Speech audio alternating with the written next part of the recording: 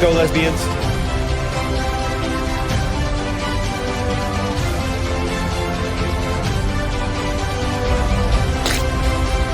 Wait, what?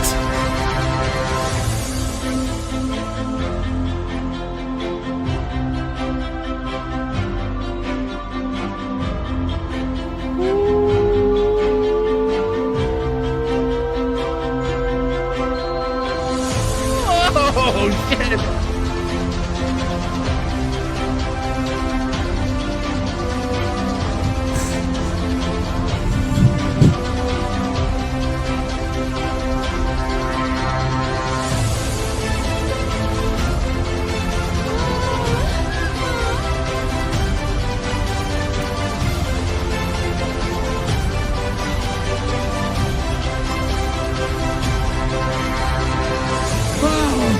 Scissor me timbers!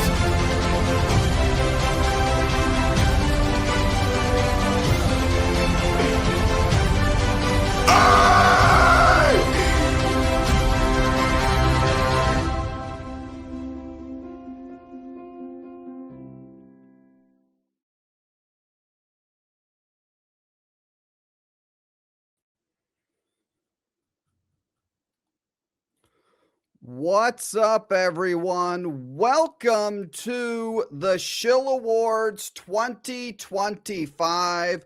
We are live on Thursday night, January 1st, for the second ever Shill Awards on the channel. Congratulations to the Real Rejects with 10 victories, top shill of the week, winning Top Shill of the Year 2025. More on them later. John Roca, last year's winner, second place with the silver medal with 5 victories for Top Shill of the Week, could not repeat. And then the surprise of the Shill Awards, Josh from BANEoftheSHILLS. He wants $500. Carried him. He didn't get his $500, but he got the bronze medal this year for the Shill Awards 2025. Congratulations to them. Welcome, everyone. We got a hell of a show for you tonight, and we got some great guest judges for tonight as well. First, I guess we should go ladies first. We got OG Star Wars joining us for the show tonight. How are you, ma'am? Hey, I'm doing well, and Happy New Year's, everyone. Yes, Happy New Year, everyone. What better way to ring in the new year than with the Shill Awards? Thank you for making it. She just finished her presentation for us. Can't wait for it. Yeah. Cannot wait for it. Also, we have coming back Bane of the Shills. How are you, sir? I am doing very good, man. Thanks for having me on. I appreciate you distancing yourself from my channel by having me on the Shill Awards. Thank you very much. Anytime, fear not, anytime. We're going to have some others joining throughout the show a little bit later. United Spacers is going to be joining us. I believe he told me a little bit later in the show. Maybe a few others as well, you guys. So, as I said, we're going to kick off. We're going to jump right in the fucking pool, you guys, with Fence Rider of the Year. We're going to do Fence Rider of the Year first. And my co-hosts have four nominees for Fence Rider of the Year. So, I guess let's do United Spacers first, just in case Bane and OG, if you need to get some shit ready for yours. Let's kick off with Tim's nomination for Fence Rider of the Year, and he has a little video here for us. Guys, I'm here tonight to put forth my nomination for Fence Rider of the Year. All right. No, I'm just messing with you guys. I'm here to submit my nomination for Fence Rider of the Year. To do so, we're going to watch this little clip. Here we go. I really like Baby Dumbo.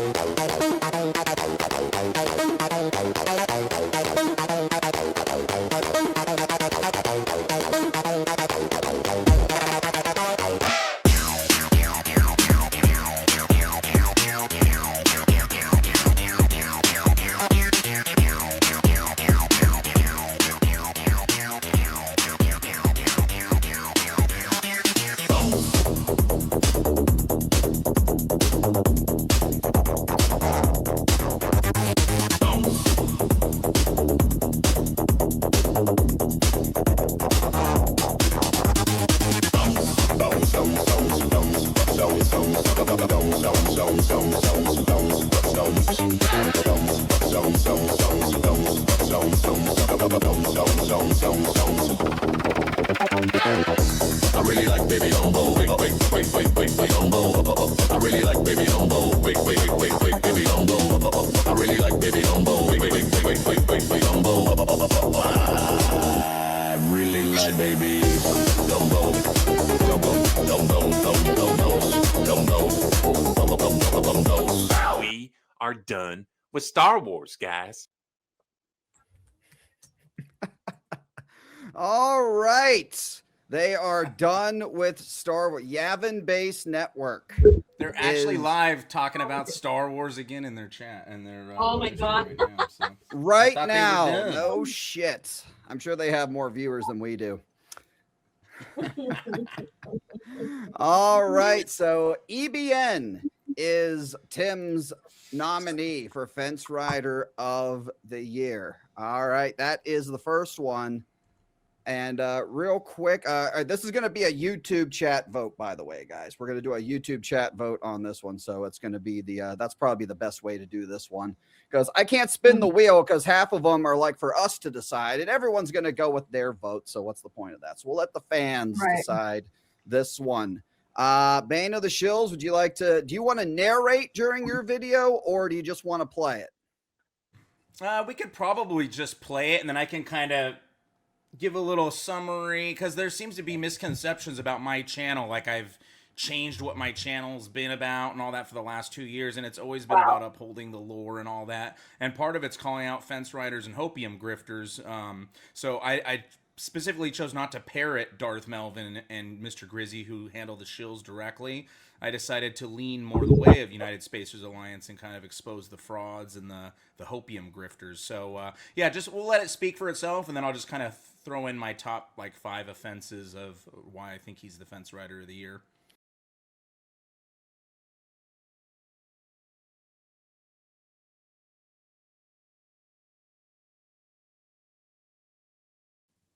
I haven't read that book. Oh, really? I wouldn't know. Nope. No, there's a lot of books I haven't read. Oh. Yeah. I thought you were like an encyclopedia. No, that's not me. That's more so Ryan. You had a guy earlier on, Purist, Justin. Oh, yeah, Justin, yeah. He's an encyclopedia. I'm more so the first 6 films, some select EU stuff. Gotcha. All right.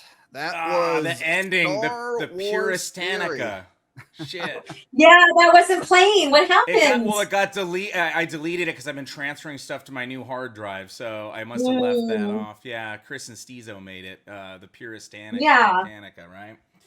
Yeah, I Anyways, figured that a lot of that kind of sums it up. Like, it speaks for itself. But for me, like, the top fence riding stuff that he's done for 2025.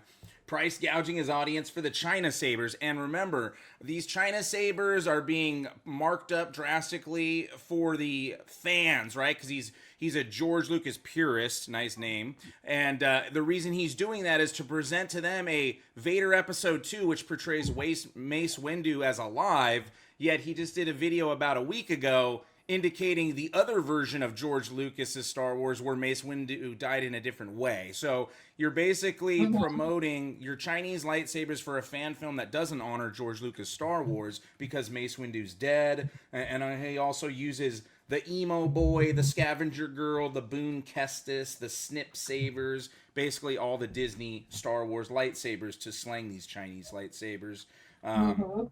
You know, and then obviously he was all cool coming on the stream trying to silence us and you know, you heard it, there's about 4, 5, 6 different clips where he re-invited me on the stream only to turn around and say I was rude and this and that to his friends. Obviously Mrs. Dash was in the audience. She didn't have much of an argument live there. She actually sent me a $2 super chat, so I don't know where the disconnect is there. But I didn't want to. Show still. Sorry, is that show still going on? Yeah, Mrs. Dash, because of the Joshy boy $500, Mrs. Dash was able to not get hashtag fired, you know, and then stupid ass Wave just made a video about the 19 books that he doesn't want to read for the NJO. He just made a lore video about Vergier, which you don't get a lot of the lore on until book number 10, 11, 12 in the NJO. So another fake Ghost Rider video for stupid ass Wave as well. But yeah, I mean that's the main thing, you know, pitching the Disney stuff, the Disney audience. He's even gone to like the old Marshall Lucas saved the original trilogy in editing bullshit. All that happened this year. You know, the Anakin homosexual shit, that was actually the ending of 2024. It wasn't 2025. We obviously threw some. Yes, stuff he in won there. the Simple Jack Award last year for that, if you Yeah. recall. Yeah. And Yes, he thanks did. for speaking of that, you guys, I have located the video. It was still on my computer. I have last year's Shill Awards. I will be releasing that on Mr. Grizzly 2.0 probably over the weekend. So if you missed last year's show, I will have it on there for you guys. Anyway, continue. My bad. Well, yeah. So anybody that if you don't know the purist lore and you want more information of all the offenses of Star Wars Normie, we've been re-releasing the old purist streams that were able to get archived that weren't destroyed by YouTube when I got deplatformed. So starting towards the ending of January, you're gonna watch it all play out in real time. The whole story between Theory and all the way up to him crashing my live stream and waiting 2 hours to come on and debate me. Nice. So that'll all happen in real time on Wednesday nights on my channel on Rumble. So yes, unplugged and from the link YouTube to matrix. that linked. I'm sure it'll be dropped throughout the chat all night, but the link is in the description. The link to Bane of the Shills Rumble is in the description on both my Rumble channel and on YouTube here. Everybody's is in the description below. So be sure to follow everyone on Rumble and on YouTube. And as always, my links are there too. Yep. All right. Yes, I mean that's about it. I think it kind of, like I said, speaks for itself. He's Yeah, I definitely think everybody knew that Mr. Star Wars Theory was going to be nominated for this award. We didn't have this award last year, but I think everybody knew that it was coming on. So, all right, OG Star Wars, are you ready to go? I think you have something here that I need to put up for us. All Yes, right, you I'm ready to go. Okay, Yes. now who is this? Who is this? This is Dan Star Wars Centralized. So this is a guy that is influential mainly on social media, but he does have a YouTube channel which has 33,000 subscribers, and he is a huge, like, if you guys notice that I've been pointing out the green dot cult or the green dot cult. So the green dots come in here, they act like they love Star Wars, they expanded universe, and they use it to bastardize and counter us who are countering the Disney Star Wars. So they use it as a weapon to protect and put up and praise the Disney Star Wars. So the reason why I nominated him is because he goes back and forth, and I have a long history of dealing with him and a few others. And there's a lot of heavy hitters in here already that the guys already chose. So he is one, and again, it doesn't show the green dot, but there's a green dot here. So I could have gone back further. I didn't have time, but he has called back the Force's female to protect Kathleen Kennedy. And this is the same point of time, I believe, when Joshy just got done with protecting Kennedy, like, oh, she's not the problem, so why are you guys tearing her down? So he brought in the fence riding thing, saying it was tied to Nike and it's not about Star Wars or Kathleen Kennedy. And I have disproven this time and time again, that this was for an all-girls film festival kind of thing, and the Force's female is linked to Kathy Kennedy, who was president of Lucasfilm. So, and then you got here, like, he praises he says he's an EU fan, but then he goes and takes EU covers and bastardize it with Disney Star Wars. And then here, around the same time frame here, he comes in here and says, "Oh, you remember when everybody's getting pissed off about like Luke telling his nephew Ben Solo to call him don't call him uncle and canon?" Then he uses something from one of the EU books to kind of defend that and stuff like that. It's about Jaina calling her Uncle Master, and she slipped up and said Uncle Luke during the time. So again, using the EU to defend. Downgrading the EU to defend Disney Star Wars. And then you come here, this guy, he has been following, he's one of the main followers since we brought in the new Jedi Order Renaissance, that has been picking up on our hosting it and all of that and using it to for his platform. So he's picking up on our wave of that. And then taking it and then using it to also criminalize the Denning-verse, the Alston-verse. And so here's one here. The fumbling of the unifying force post New Jedi Order is 100 times worse than anything that the sequels did to the OT, by the way. So again, fence riding here, using the EU to defend or to make the sequel trilogy look better. And let's see here.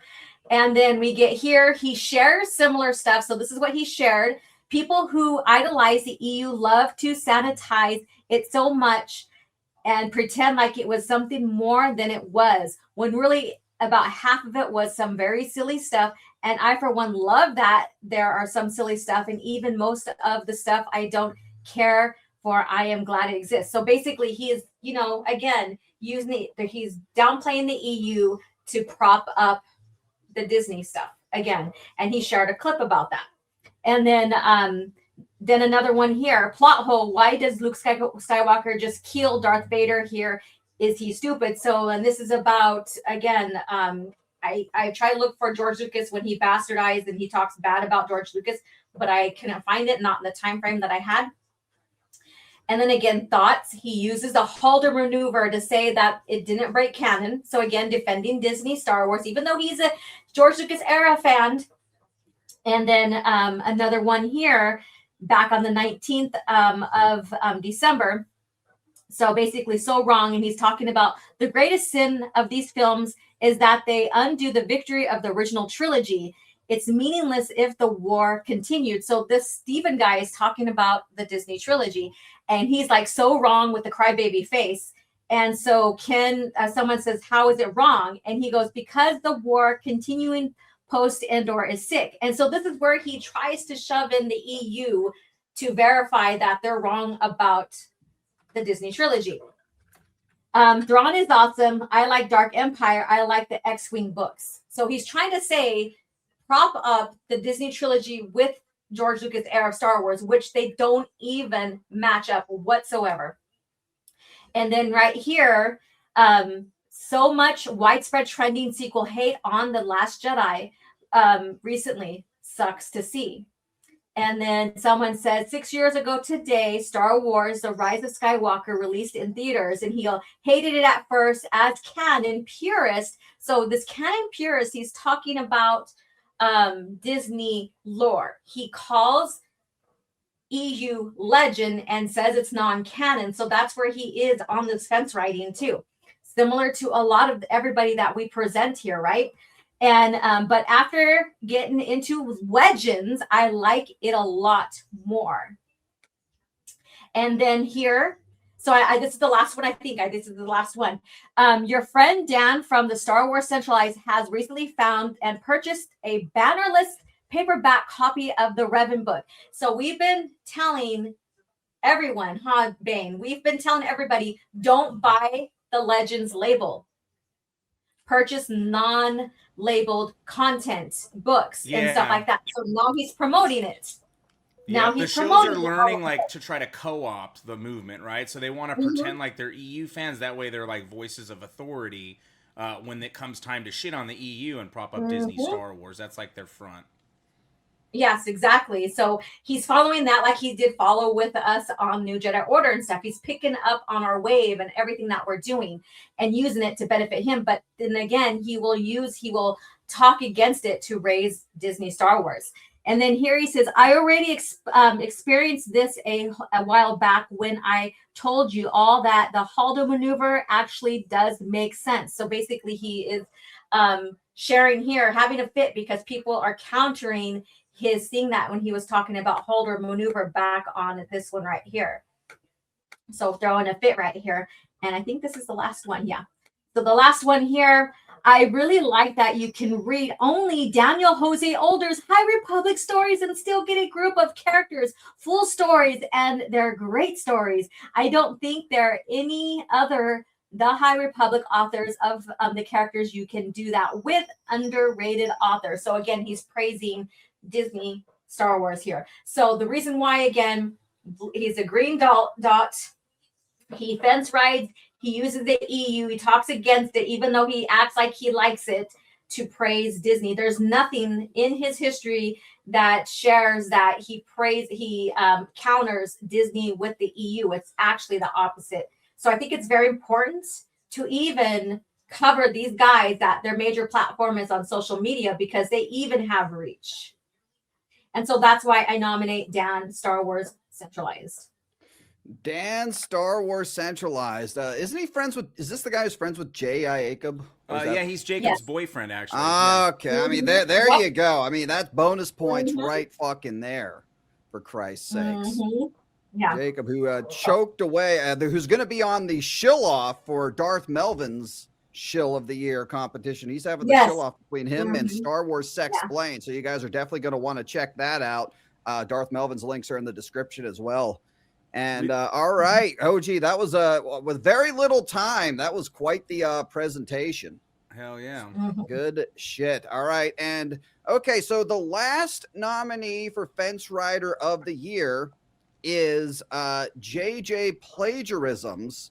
And JJ Plagiarisms is actually here to just to come in until he wanted to come on. And so he just nobody wanted to present it. So he's here to come on and do it now. What's up, JJ?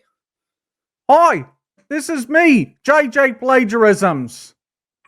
I'm very happy to be here, and it's a little different from my Analyzing Evil videos, but I'm happy to possibly gain some new subscribers from this glorious event. I thought the Violi made Analyzing Evil videos. Well, I also make videos myself. Okay. Good shit. Good shit. Well, why do you deserve this award, sir? I'm here to nominate Darth Melvin for Fence Rider of the Year. Because Darth Melvin is a hypocrite and lazy. Did you see the trilogy he did on you? I kind of liked it personally. That trilogy was full of lies. And it's very lazy. And he said all the things that the trolls said about me. He also made up lies about me and my dog. Well, that's pretty common knowledge. I mean, Star Wars Sex Explained does it as well. So, you're not alone in that. So, why did you... So, I saw that you did an Analyzing Evil on Darth Melvin, actually, on your channel. But wasn't that... didn't you take that down or make it unlisted? Yeah, because he reacted to it live, and I felt like a loser.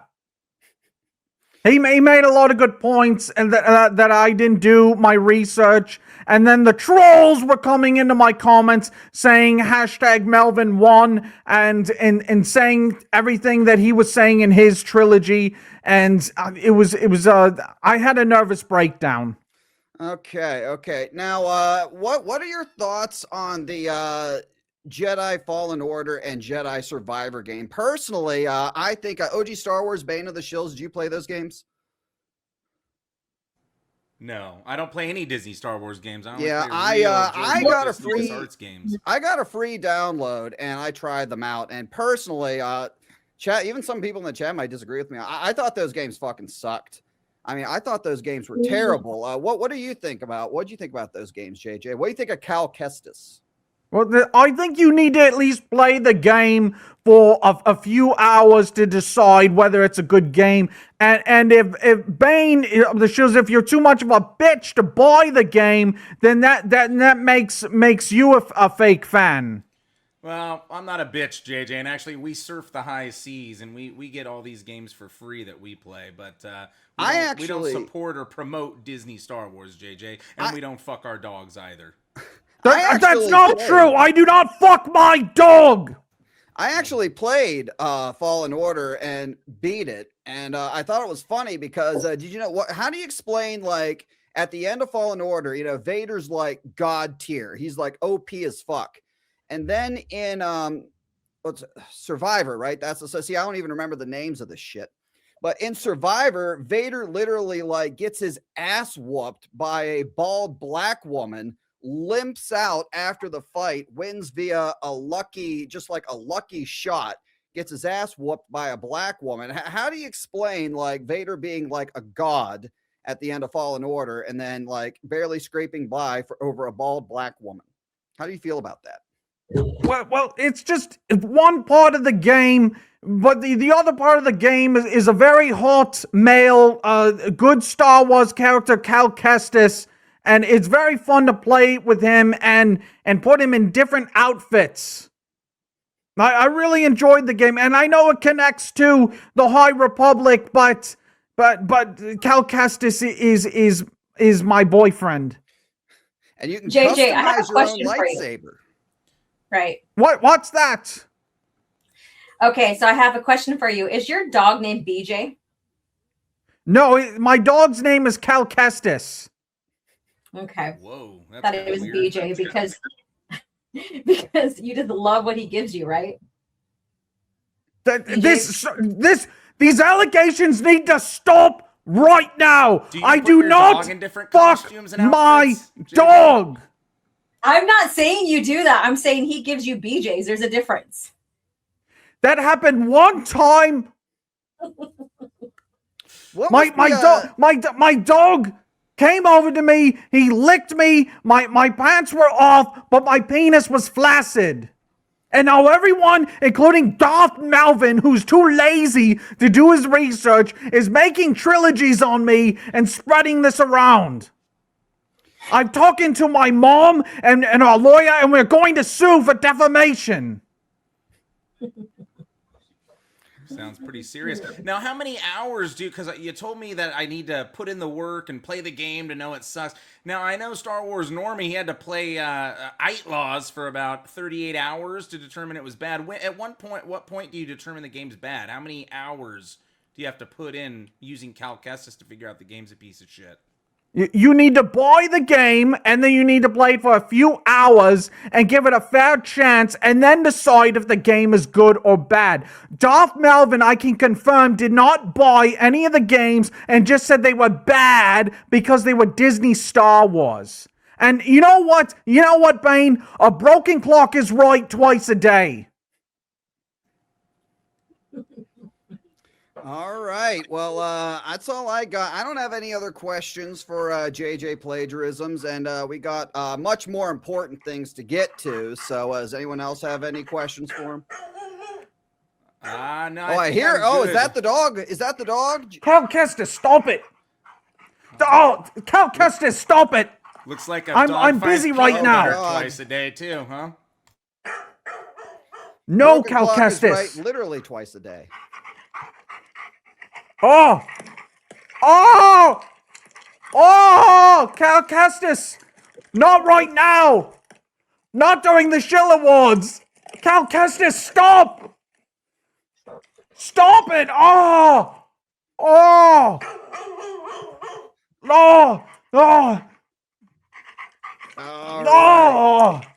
That Darth Melvin is the fence rider of the year. Oh, Cal Kestis, stop it. I don't know if there's an award for the peanut butter award, but I might take it over Star Wars Sexplained. Oh! Woo! Oh! Oh! Bad dog, Cal Kestis. Bad dog.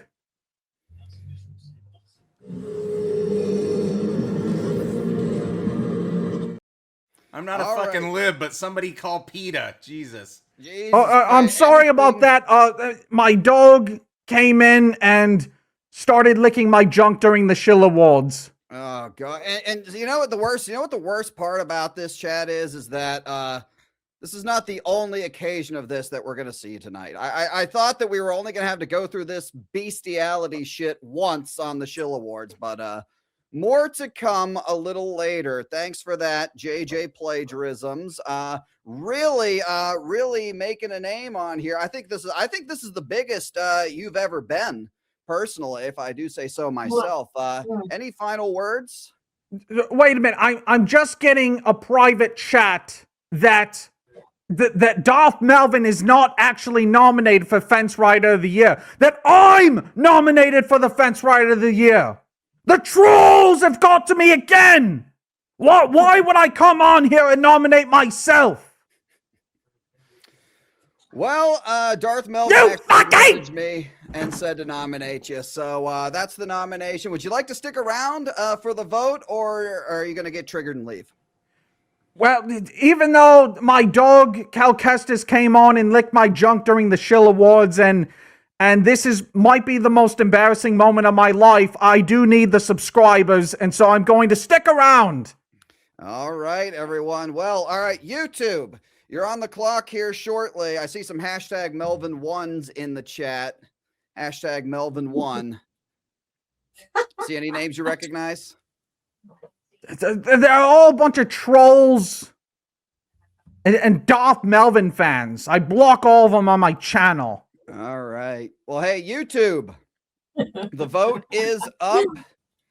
Fence Rider of the Year. You have 60 seconds. All right. Gonna be interesting here. Gonna be interesting. How you think you're gonna do, JJ? JJ and BJ, a love story. Woo. I think There you JJ go. and Dan are more in the shill category, personally. I don't understand why I would win Fence Rider of the Year when the Gatekeepers Alliance, or whatever they call themselves, they don't do anything. I do more on my channel. Yes, you do the Vile Eye videos, or sorry, the Analyzing Evil videos. My bad. Those do. pretty Have good you for made ya. a J.I. Acup CD? Because one just dropped by Darth Melvin today. It's That was like pretty 30 good. minutes long. JJ, I haven't seen you. You don't make any musical masterpieces that I've fucking seen.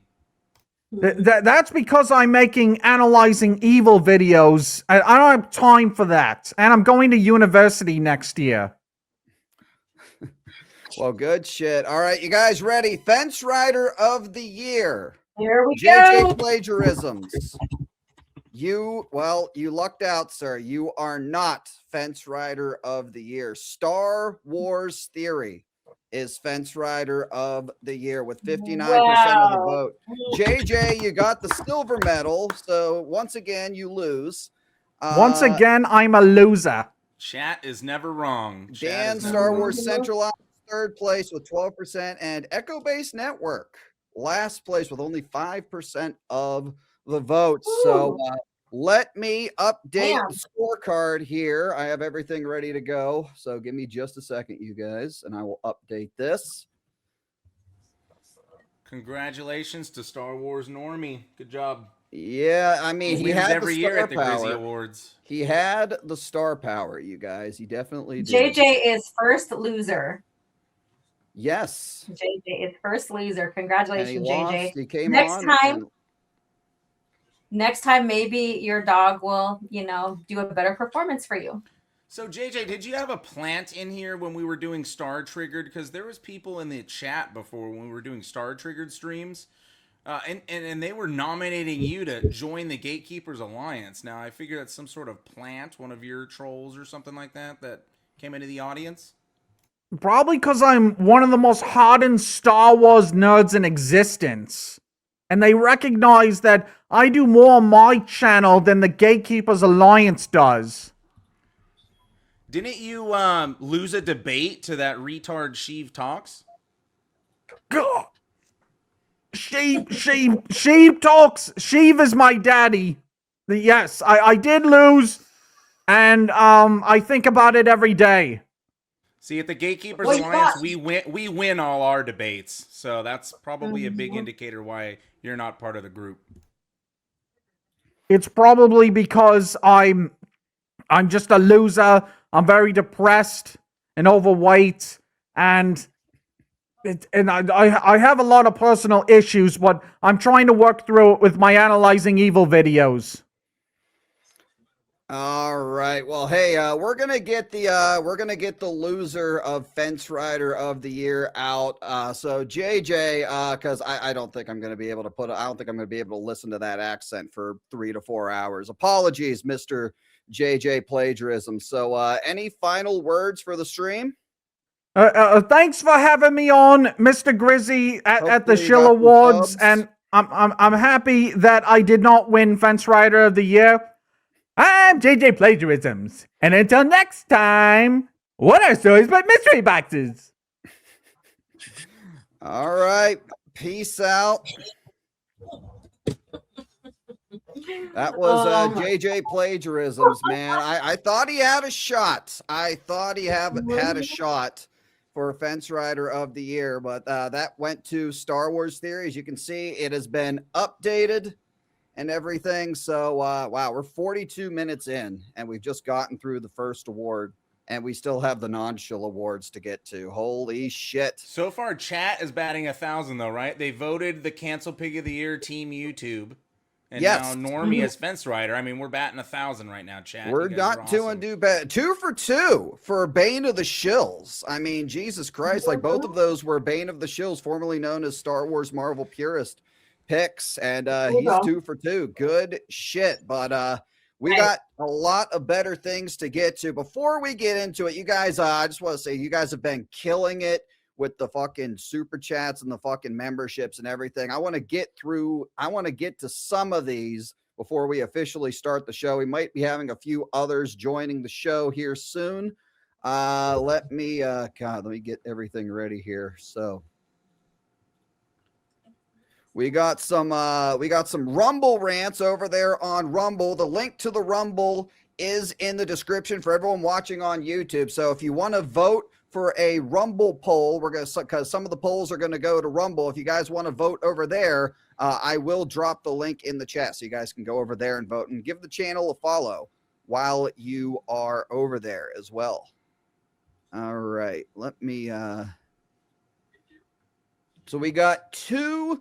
Okay, first off, SWA gifted how many? 2, I believe it was 2 gifted subs over on Rumble. And then he dropped a $20 Rumble rant, GKA 2026, starting off with a bang. First the J.I. Jacob CD, and now this. Can't wait for more Gatekeeper records. Yes, Darth Melvin. Speaking of Darth Melvin, he dropped the J.I. Jacob CD over on his channel. I've made it about maybe a quarter of the way through. I was listening to it in my car today, and it was pretty damn good. Thank you, SWA, for the $20 Rumble rant, man. Kicking it over. First night of being a Rumble partner, and no better way to start it off than with the Shill Awards. And he followed it up with another $20 Rumble. I actually think this one was first, but I got both of them. Rumble's working tonight. Good shit, Rumble. Happy New Year. Congratulations on your Rumble partnership. Rumble is going to be lit this year for the Gatekeepers Alliance, and we are all on the Rumble side of things, and everyone's links to their Rumbles are in the description. Once again, you guys. Holy shit. Thank you guys so much for that. Let's head over to, I got a bunch from YouTube here I want to get to as well. You guys are just killing it already. We got Glitchman Omega, and don't worry, dude, I got your clip ready to go this time? Slam poetry, yelling, angry, waving my hands a lot, specific point of view on things. Okay, so we got 3 It's Yellows from Glitchman Omega. All right, I'm going to try to read this. The night we've awaited is finally here. The Shill Awards will start the new year. We've seen 2025's liars, criers, and tough shill bros. We've lowered our volumes for many let's goes. Another $10. They lie to our faces. They tell us black is white. Ignore the box office data. We're always right. Thousands of dollars have been burned, spent on fake subscribers they haven't earned. Oh, this is a good one. This might be the best one ever. Mhm. Third one. Thank you, Glitchman. Nothing they say will ever make sense, yet we have fun each week at their mental expense. Nice. So here's Wow. to another year of comedy. Bring on the yucks. Happy New Year to all, even you woke shill fucks. Wow. There you go. Wow, there you go. Hell That is- yeah. Mhm. Hell yeah, man. That was a Yeah. good one. That was a good one. Banger. I saw some maybe some shots at Joshy in there. Fuck you! Thank you, Glitchman, for the $3 $10 It's Yellows, $30 from Glitchman before the stream even got started. We got Black Metal Nazgul member for 16 months as well. Happy New Year, Mr. Grizzy. Cheers to another year of exposing shills live. Yes, this is the 2nd annual Shill Awards, and we're going to keep it going. Looking forward to another year of that. Thanks for being here. Kicking off the year at the biggest stream of the year. King Chris, one of the mods for, I believe, each and every one of us, does a great job. Happy New Year 2026, about to be fire. Indeed it is. Thank you, King Super Chris, mod. member for 16 months. And JS Pena, late and he sent that before the stream. So yeah, we were a little late getting started, but don't worry, we got a show for you, man. Sorry, we were 5 minutes late getting started. But thank you for the $2 either way, man. Glad you made it. Thanks for being here. I know you've been here a while. And Narrow Dark with 10 gifted Mr. Grizzy memberships, man. Fuck yes!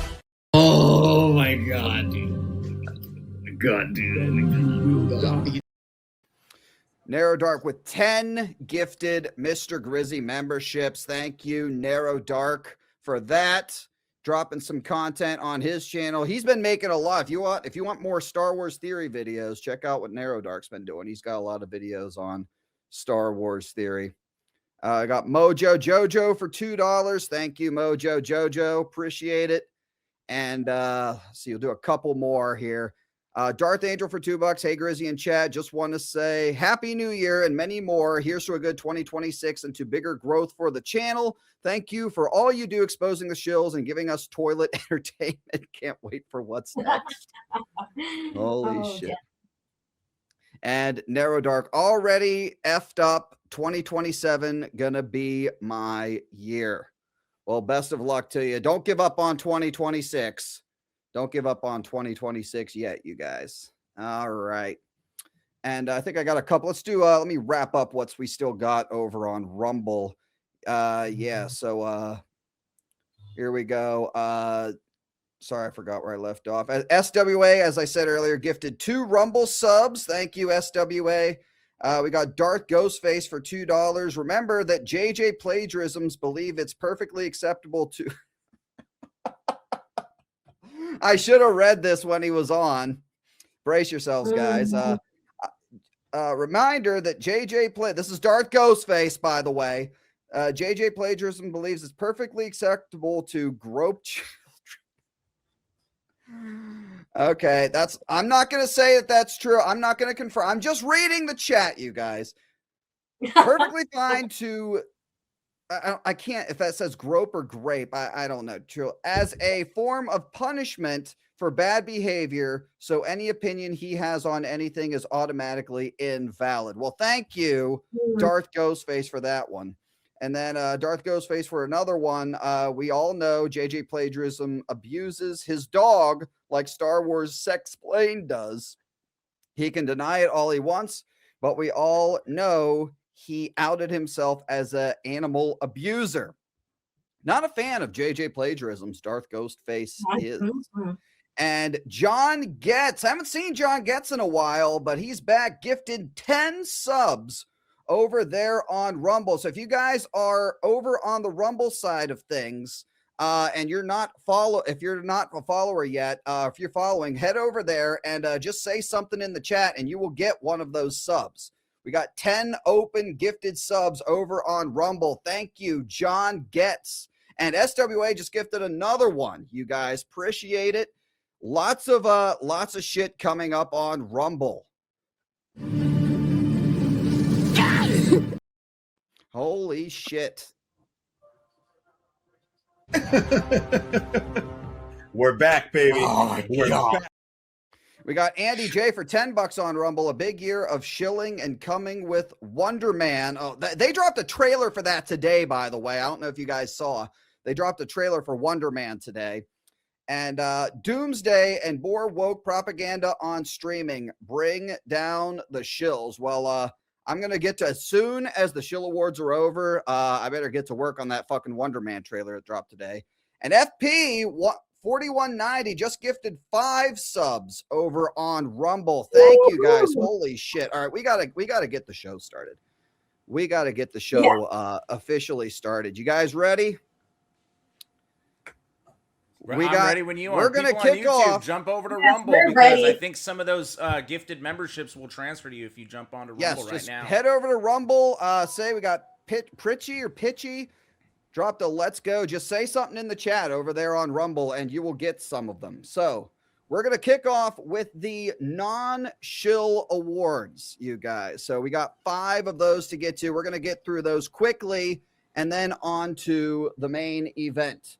Now, every vote will be decided from here on out via the Wheel of Misfortune. Let me bring that up. So here's the lowdown. We're going to have a YouTube chat vote like we just did. YouTube members vote, which a lot of people have received gifted memberships as well. So good shit. And I will post those on the community tab of the channel. We also have the panel decide. So it'll be the 3 of us. We're going to have to come to a consensus and agree, or it'll, as of right now, at least, it'd have to be a 2 out of 3 vote. We have a panel executive order, which means that I will put everyone's name up on the wheel, and then we will spin again, and whoever's name it lands on, that one individual will pick top shill for or the winner of that award. We got the Rumble chat vote, which we might have to make a 1v1. So it's because there's no Rumble poll yet. Rumble needs to get to work on making a poll system for the chat. So we got that, and is that it? I think that's it. So how will we be deciding this one? Where she stops, nobody knows. This could be a panel executive order. All right. Hang on a second. We got a respin here. I love executive orders. All right. So we got yours truly. We got OG Star Wars, and where's OG? Where's Bane of the Shills at? I know there he is. And we got Bane of the Shills. So all right. Who is on the clock? Might be me. Nice. You are. Well, Look at what that. better way to kick it There off we go. than with yours truly? All right, this is my showcase. All right. We are first going to, which one is first? We are first going to be doing worst movie of 2025. And the nominees are Snow White, Captain America, Brave New World, James Gunn's Superman, and Predator Badlands. Have you guys seen all 4 of these movies? I've reviewed Captain America: Brave New World with you, and That's I've right. reviewed. Did I review Superman with you? Yes. Or no, that was Yes. and Yes, Fantastic we did. Four with you. I've not. I'm not a woman, so and my kids disconnected from the Disney Matrix a long time ago, so I didn't watch Snow White. Yeah. And Predator Badlands. I mean, I stopped on Predator when we got to Predator Autism. So yeah, no, I have not seen Predator Badlands either. Yeah, Predator Badlands was like, believe it or not, Predator Badlands has gotten, it's going to have some nominations for the Shill Awards tonight. I don't know. I think this one is completely obvious. Like, I think it's got to be Snow White. I think it's just the biggest. It was the biggest failure. Like, they gave up on the movie before it even came out, and it was a box office bomb. Now, I believe all of these were technically box office bombs, but Snow White was the absolute fucking worst. So I have not watched any of these. I don't want to give my money to them, and I never went and sailed the high seas because I'm not interested in this stuff. Not interested in these the bastardization of even this kind of stuff here too. It's just not worth my time. OG Star Wars, but you're a woman. You're supposed to go and support these things. I'm not your average woman, obviously. That's why the Shills come after me. No, I guess shit. I'm too misogynistic. They come after you a lot, indeed. Mm-hmm. Right. It's pretty funny. All right. Just in time, we have another co-host judge joining the stream. We got Steph from My Nerdy Home. Welcome back. Hi, Steph. Second time you made it to the Shill Awards. How are you? I'm doing good. Happy New Year. Happy New Year to you as well. So we were just doing worst movie of the year 2025, and I already picked Snow White. Any objection to that? Oh, absolutely not. The worst movie of the year, number one, is Snow White, all the way around. There we From go. the beginning of the production to the end, to the complete misfire of like the media and everything. I mean, just everything about this movie was dull. Casting, from not like taking questions from the media. Everything was forced. Everything was planned. And then the movie didn't make any money. Snow White or Rachel Zegler was in a theater by herself watching her own movie. So pretty much. It's good to have the input from a woman on Snow White, right? It always sounds a lot better than having men cover it. But what's going on, Steph? Sorry, I was on mute. So good to have you. Good to see you back on the channel. Yes, good shit. All right, so yeah, we're gonna, like I said, we're gonna get through these ones pretty quickly. There we have it. Snow White is on the board. Now let me pull up the next image. Like I said, you guys, I have like a million things I have to do behind the scenes here to get everything ready. Give me just a few seconds to get the next one up. All right, worst series. And hang on, I got to spin the wheel again as well. There are the 4 nominees: The Last of Us, D.E. Ironheart, Andor. And I made a last-minute switch for Stranger Things because I did cover that on the channel. Jesus Christ. What that show has been on the news a lot this week.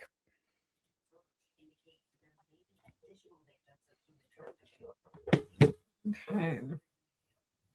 Defreeze? No, I think I was sorry. I was setting the poll up. D.E. Ironheart. Now I'm doing a million things behind the scenes. Total All garbage. Right.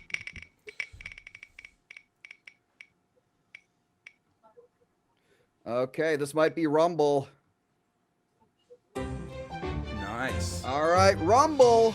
All right, Rumble, you guys are on the clock. So we're going to make this a 1v1. So it's a little bit easier on everybody over there because it's going to be hard to count 4 different ones.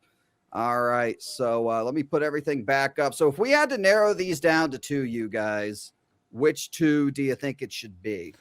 I would personally say Ironheart and Andor, especially Andor, to piss off all the R-siders that thought Tony Gilroy was so brilliant with his bastardization of the expanded universe. But that's just me. I don't know. Okay, Yeah, I would probably say Last of Us and D.E. Ironheart, personally.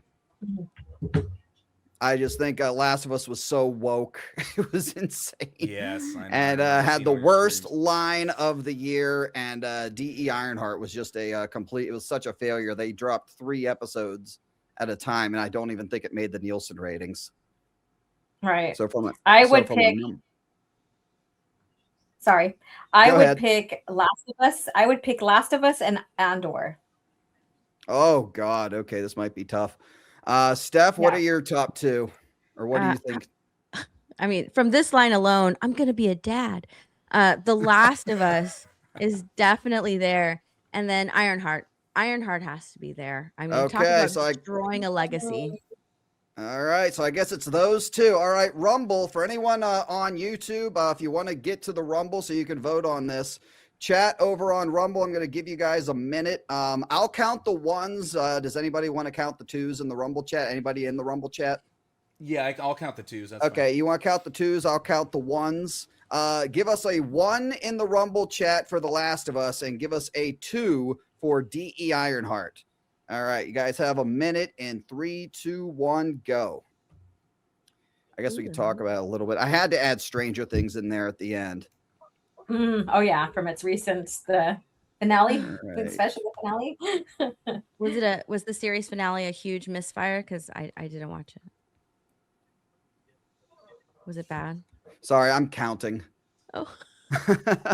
That's the review on Steph? it. I was trying to count too. I gave up. I'm going to count after you call the 1 minute, Rizzy, because it's moving too fast over there on Rumble. Okay, I think that's what I'll do. I'll just call it after the minute. All right. What were you that's a saying, good Steph? idea. Which one?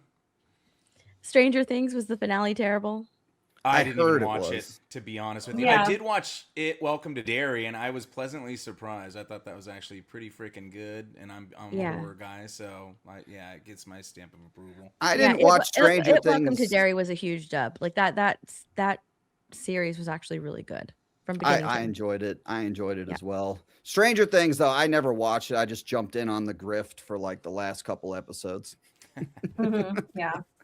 Of course. It was all right. For all that, and not it's just played to a little bit of the wokeness that people were calling out. But I mean, it's not the biggest offense in these 4.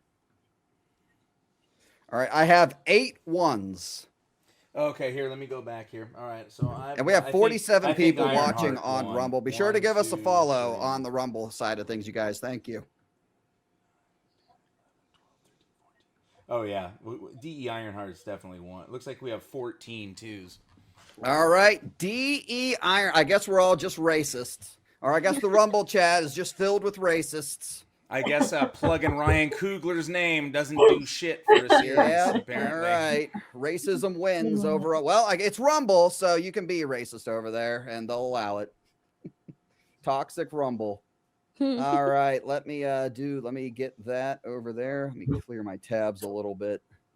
Rumble takeover. I think Rumble will have polls and everything soon. I have a feeling. I think Rumble's going to capitalize on YouTube, deplatforming fucking all their creators. I think the time to strike is right now, and I think they're going to do it. They've already changed a bunch of shit since I've gone full in, so we'll see. All right. Darth Angel's a racist. Remember when I was remember last year, you guys? Basically, I just had the Photoshop studio up, and we just had like a basic background with like literally nothing on it last year. That's how unprepared I was last year. Oh, last year was a nightmare. I was much more prepared today. We have this snowstorm going on out here, so I've been stuck at home the last 2 days. So good news is able to get the work done. All right, let me find this.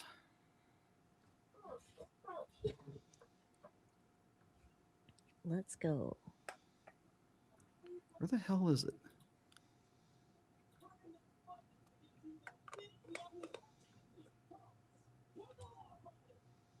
Okay, here we are now. Updated standings. Worst movie 2025.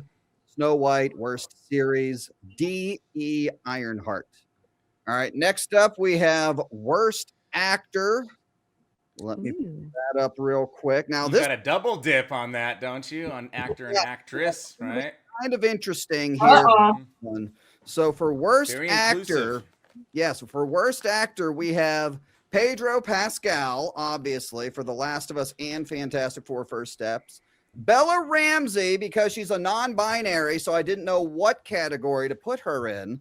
So we put her in both worst actor and worst actress. And that screenshot right there just summarizes The Last of Us. Just the look on her face. We got Soy Wilson, aka Anthony Mackie, and we got Corin Sweat as Superman. Any thoughts on these? I think Pedro like lucks out because there's like a cast around him. So I think the fact that we know Anthony Mackie like can't fucking isn't a leading man. Captain Falcon sucks. And he also ruined Altered Carbon back in the day because that was a fucking awesome show. And then when his season came, it got all fucked.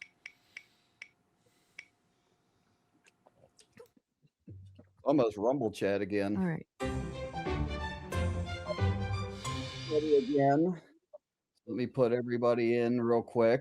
It's gonna do this a million times, and I'm gonna have to take everything down and put it back up again.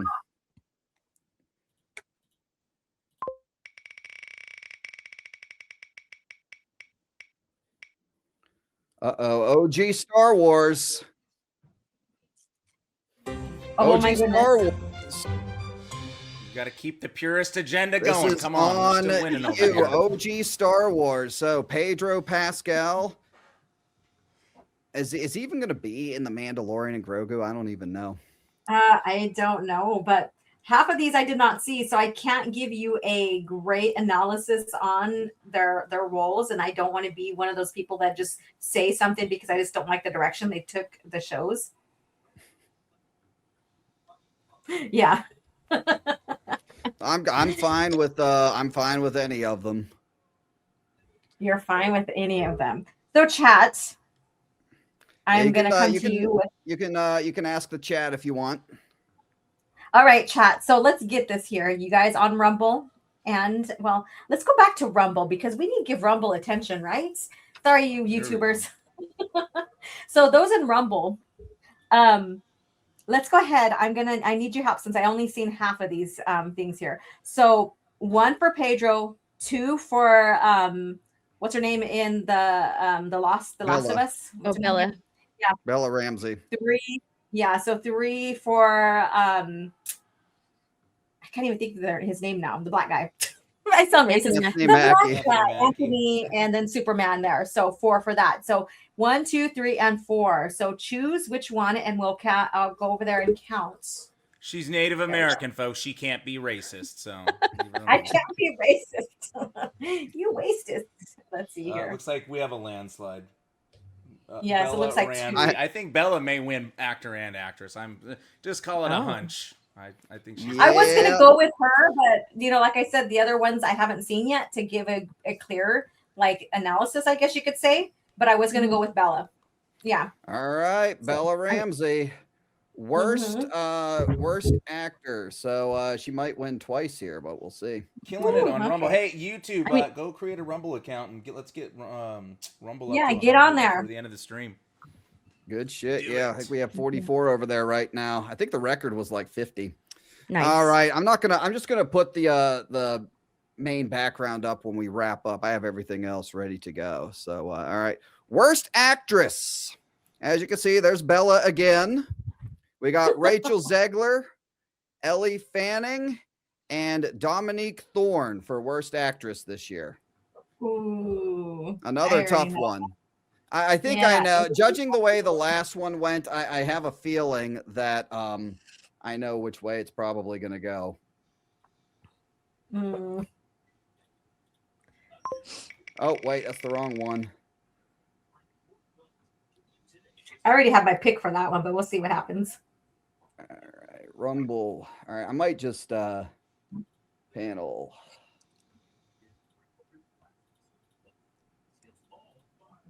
What are we missing? YouTube chat. All right.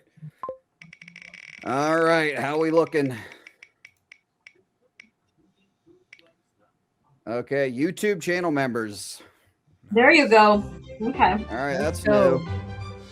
YouTube channel members, you guys are on the clock. I'm going to drop it here in a second. There are your choices. Let me head on over there. anybody has any the bitch on Predator Badlands was pretty bad. Dominique Thorne was pretty bad as D.E. Ironheart. Rachel Zegler, though, I mean, Jesus Christ, based on what she did like outside of the movie. Bella Ramsey, Jesus Christ. Like I have to take all of these actresses on their performances. Like just like the actors, like regardless of what like the story was, I'm just looking at their performances. So like if it was the guys, I would have chosen Pedro Pascal because like even though he was in a group, he was still terrible as Reed Richards. And for this one, I gotta go Rachel Zegler because she actually like she's a terrible actress that to me she made Gal Gadot seem like a good actress when Big Gal Gadot look good. Yeah. It's so bad she made Gal look good.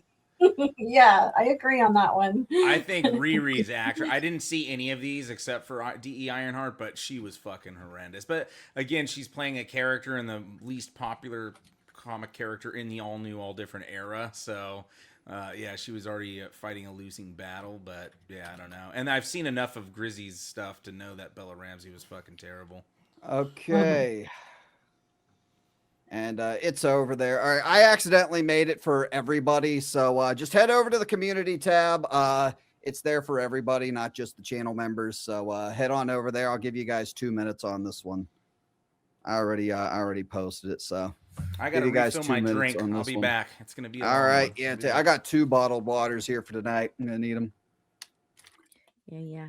Since Riri is a villain, she acted like a villain, so she played the part pretty well. Yeah, right. That's true. That's true. And she then, took the deal with the I don't know devil. what the other girl's name is, but she's like an android. So, her acting being wooden is par for the course. I think like Rachel Zegler had 2 faces. That one that she's making, and then like the joint, like the tooth one where she checks out her jaw. She had 2 faces in that movie. Those were the 2. Pretty much, yeah. I don't even remember Snow White. Like I watched it and it's just like it was just such enough of a joke that like I just like absolutely zero.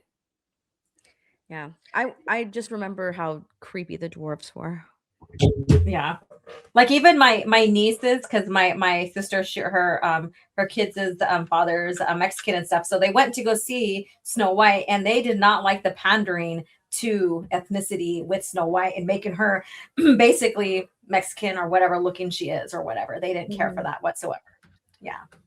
When she was cast, when she tweeted, "Yes, I'm Snow White. No, I'm not going to dye my skin or bleach my skin." Like, oh, so fucking stupid. Is that really necessary? No. All right. No. 30 seconds. Counting down. Vote it up. Let's go. Pick Rachel Zegler.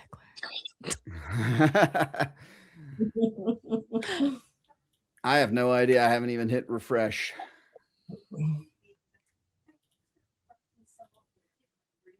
I'm gonna be a dad. Oh my gosh, every time I see her, that's all I think of. Right. I'm gonna be a dad. Worst line ever. Okay, Rachel Zegler. 57% Rachel Zegler got worst actress. There you go. In Steph we trust. Two-time winner. I thought so Bella Ramsey won the male award, but not I guess she's a better man than a woman. All right. Or a worse man than a woman. I don't know. Oh, wait. Who won? Oh, Zegler won. Okay, I misheard. Rachel Zegler won. Zegler won. Actress. Yeah. All right. Rachel Zegler. And we got one more co-host joining us. One more guest judge. United Spacers. What's up, sir? Howdy, guys. How's it going? I'm sorry we're I'm having late. fun. We got some stuff to take care of, and it's my friend Steph. Hey, Steph, you know what came up on a memory? About 5 years ago, a lot of people don't know this, we streamed with the top billed star of Monster Squad, Andre Gower. We did that on the Geek Blend. It came up on a memory, and I'm like, holy shit, in 1987, when I saw that movie, I never thought it's like there'd be this thing called the internet, and there'd be like YouTube, and we're streaming with Andre Gower. So that was pretty fucking awesome. It's good to see you. You too. That was pretty awesome. I was excited. I was excited about that stream. That stream was fun. Yes, it was. He's a good guy, and he likes Star Wars, and he was dunking on Disney Star Wars. It was so freaking awesome. So Andre Gower, childhood star of the 80s, was dunking on Disney Star Wars. He hates Hollywood. That was freaking awesome. And thank you very much, Melvin. Yeah, I have to always throw on the suit whenever doing an award show. We just got to do that. Where's your suit at, Grizzy? What's going on, man? Oh, I wasn't. I had to go buy one, but just went with the typical button down and everything. 10-4. I got Yep. you. I was actually gonna go like get like an actual wardrobe, but like for the last 3 days we had a snowstorm, and I haven't even left the house in the last 2.5 days. It's crazy. Justin, answer this question correctly. You have your suit on, right? Oh yeah, well, okay, I would we show believe my you. suit, We but believe Grizzy you, buddy. didn't pay me $500 fucking dollars. So Oh, here we go. We're We're gonna get to the He 500. promised me Joshy 500 Boys to be here. Omega What the hell? sources. I'm the Omega source. We're gonna get to Spoiler. that. All right, this is the final non-shill award of the year. This is the worst director / showrunner. We got Neil Druckmann for The Last of Us season 2. We got James Gunn for Superman, Tony Gilroy for Andor, and Chris Stuckman for the Chris Stuckman movie. And reminder, he went and did a video basically just like telling every one of his viewers to go watch one movie from an independent filmmaker a month. Jeez. Anyway, so had to throw him in there. So let me pull up the poll real quick. All a bunch of fucking losers. Yeah, this is gonna be I have no idea how this one's gonna go, you guys, but And I hope he told him Brazzers didn't count. Bazzers and Bang Bros don't count when you're watching those independent films.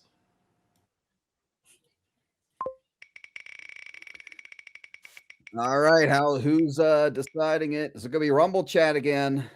Rumble Chat. All right, Rumble Nice. again on the non-shill awards. All right, Rumble. Come on, Rumble. So all right, if we had to narrow these down to 2. All right, let's start from the bottom and go to the top. Tim, if you had to narrow these down to 2, who would you select? So am I picking who I would like to eliminate or who I want to move on? Who you want to move on? I want Tony Gilroy to move on. Okay. We needed you about 20 minutes ago, Tim. Right. Well, then it would have probably been a tie. You got one more?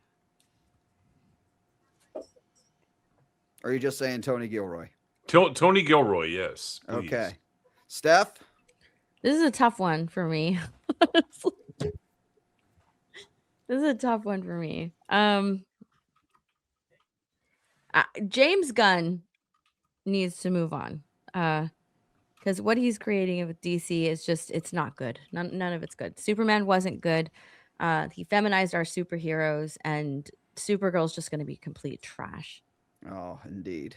Oh gosh. I'm choosing Neil Druckmann because not only is he ruining TV, he's ruining games. Yes, indeed. All right.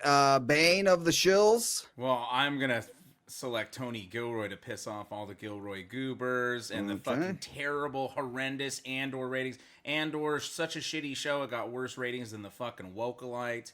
And obviously Recklessness didn't give a fuck about the, previous existing lore, and he just sucks. And then I agree, James Gunn. Like I'm not a Snyder bro, but I liked a lot of the Zack Snyder stuff. I think they could have preserved the created universe and kind of carried on some stuff, changed tone, did whatever. What's James Gunn's doing is disgusting. It is fucking trash. There's like absolutely no hope for DC. So yeah, I'm gonna go Gilroy and Gunn. All right. Everyone on YouTube, if you want to vote on this, head over to Rumble. There's a link below in the description. OG Star Wars. I'm going with Gilroy. Okay. And Gunn as well. Okay. I think I'm just going to call, I'm saying it's going to be Gilroy versus Gunn. All right. Let's do it. Chat. Give us a 1 for Tony Bane. You want to count 2s again? I'll count 1s. Give us a 1 for Tony Gilroy over on Rumble starting now. And give us a 2 for James Gunn. James Gunn. Don't forget the James Gunn Shill program as well. And I've exposed it on multiple videos. The James Gunn Shill program. We're going to see it. Literally flying people out to see the Supergirl trailer, interviewing with a bunch of the Shill YouTubers. Gilroy had the Sexplains. They all met with Gilroy too, right? So indeed, yep. Evened out the score. Indeed, yep. Okay. I couldn't in good conscience choose Chris Stuckman, like, because he's not, what he's destroying is just himself. Like that's it. Right. That's it. He's that's totally fine. You want to destroy yourself? That's totally fine. He can destroy himself, his career, his YouTube channel, all that stuff. Go for it. Spoiler for later. He has a hilarious nomination for Paid Shill of the Year, and I think you guys are gonna like it. All right, 15 seconds, guys, over on Rumble. A lot of votes over there. It's a landslide. Oh, is it? Oh, it is. It really is. We got some Andor lovers over on the Rumble side. I can see.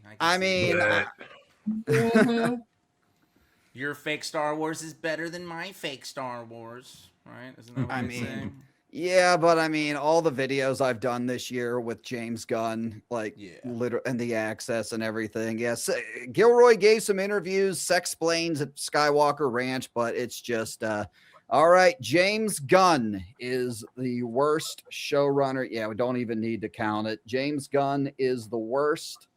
So let me 13-6 or something like that. Yeah. All right, let's get that up there. So, all right, the non-Shill Awards are complete. Let me get the standing officially up. If you guys want spy, badass, fucking Star Wars, you don't need Andor. We're going to be covering the X-Wing novels on Bane's Expanded Universe Holocron. So, check out the real fucking stories. Yeah, Bane, you and I were covering Andor. You remember what I said after episode 6, right? Yeah, I wanted to keep tearing it apart, but it was too hard to stay awake. And, again, it solved many people's sleeping problems. Watch it. Dude, 3 episode drops. I could not watch it. I just could not watch it. And 3 episodes and then go on that night. I just could not do it. Well, some big science fiction account out there today on X said, I started watching Andor and I love this. I wish all Star Wars were like this. Well, if one thing branded as Star Wars is something you like, then maybe Star Wars isn't for you, right? I mean, go watch something that's more like what Tony Gilroy likes than what real Star Wars is. So it's a pretty it's pretty clear whenever you like Andor and it's not like the rest of Star Wars, you probably don't like what Star Wars really is. These people out themselves all the time. Yeah, definitely. And I barely just started visiting the X-Wing books because that is one of the series I skipped growing up, like when I was reading the EU. And man, I wish I would have read it before we did our reviews, Grizzy, because I would have torn that shit apart even harder. But it is what it is. Yep. I could just hear you just like tearing it apart as you're reading the X-Wing novels, and you're like, "Oh my god." Great. Now StreamYard's messing up. Hang on. I'm going to refresh my page. I'm going to disappear for a second. I'll be right back. It'll be fine. If he doesn't come back, then OG will take over. Yeah. Oh yes. We'll get this shit done. We'll get this party started. You guys all had a good fucking New Year's or what? Everybody get loaded or no?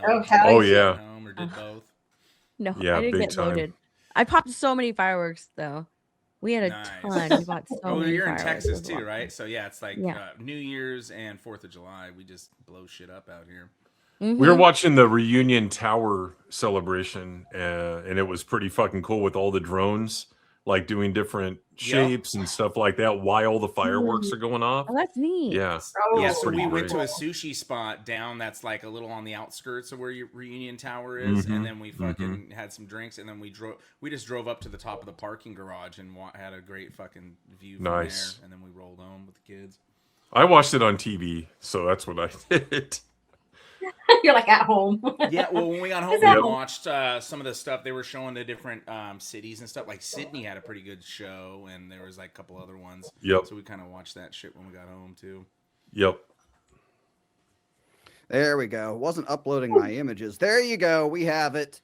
The non-Shill Award. Sorry about that. StreamYard was giving me 61 shit. on It didn't Rumble. let me. I think YouTube can help us out. You guys can go create some fucking Rumble account and get Oh shit. 75 Yes, concurrent viewers on Rumble. Let's do it.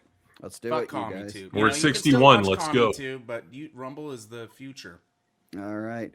The non-Shill Awards: Worst Movie, Snow White; Worst Series, D.E. Ironheart; Worst Actor, Bella Ramsey. I still think it's funny she won Worst Actor, not Worst Actress. Or sorry, she, they, it. Perfect. She. Worst Actress. We don't have mental illness. It's a she. Worst Actress, Rachel Zegler. Worst Director, James Gunn. And with that, you guys, I think it's time to officially start the actual show. Time to get to the actual Shill Awards, you guys. Nice. And we're going to kick off the Shill Awards proper with, as you saw, Cancel Pig of the Year was at Team YouTube. We determined that on Sunday. And Fence Rider of the Year, we did at the top of the show, Star Wars Theory. And Shill Face of the Year is up next. Let me get these images ready. Jesus fucking Christ. And a lot of these have some stories behind them. Let me now are we doing measurements or we're just looking at the biggest just cringiest, just cringiest stupidest, okay. Yeah, cringiest, stupidest. I was gonna say I didn't know if we were going by diameter, circumference, like what we're doing here. So all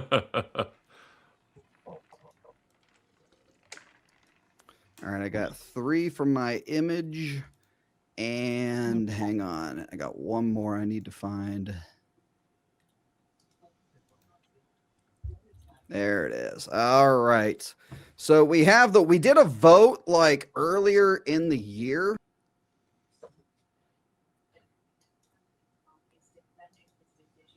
What happened? All right, guys, we're taking over. I switched it again. He yeeted himself. He sure switched did. over. All right, is that one? Oh shit, is that one not up here? Might have to go. Oh, here it is. All right, so this is the first one. This one won earlier. This is the now for those of you who don't know, on the left is the this is a married couple and the wife has an OnlyFans. And that was a double shill face during the Superman trailer. This actually won in a vote earlier in the year, and I promised this one would make it on the Shill Awards. I mean, man, this like he looks like he's ready for the OnlyFans horror wife. Yeah, he looks like he's more ready for the wow. BBC than the OnlyFans wife is. To be perfectly honest with you. Even his eyes are bigger too. Remember, this is the guy who dressed up like Slave Leia with Sex Plain too. They were like holding each other like. That's right. I'll keep it clean for YouTube, but yeah, you know what I was gonna say. They cuddled and everything. That's his expression to Sex Plain too, as well. There you go. Pretty much. All right, that's that one. And then, so this one was from the other day. This was our boy Draven reacting to react. His lips are even moist. Crying and shilling at the same time. Like, what's going this on was here? over Captain America. Steve Rogers is returning. Oh, God. Trying to, I believe that's what it was. Trying to fake cry over it. Look at that, our boy Draven. He doesn't make it to the Shill Elite program yet, so he's not with all the others doing the. He's fake one of these fake subscriber channels, but he's a regular on here. So look at that Shill face. And then we have Gregory from the Real Rejects, top shill of the year, by the way. And this was his now the context of this is why he's nominated. This was his reaction to Will coming out as gay on Stranger Things. Oh, he's probably real excited. Yeah.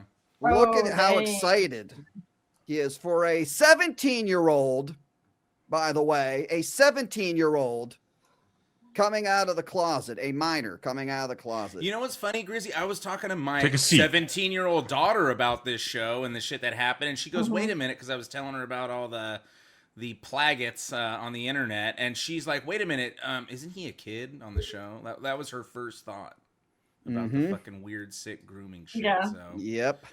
Brutal. So that is Greg of the Real Rejects. And then finally, we just found this one yesterday. His eyes look a little Soups. off center too. Soups. And if you guys want, I have the actual reaction for you guys. Here it is. fuck it.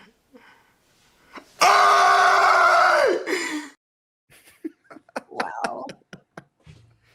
Damn. Cyclops, baby. Cyclops. That was the leaked Avengers Doomsday trailer. And he did this thing where he was watching the leaked trailer.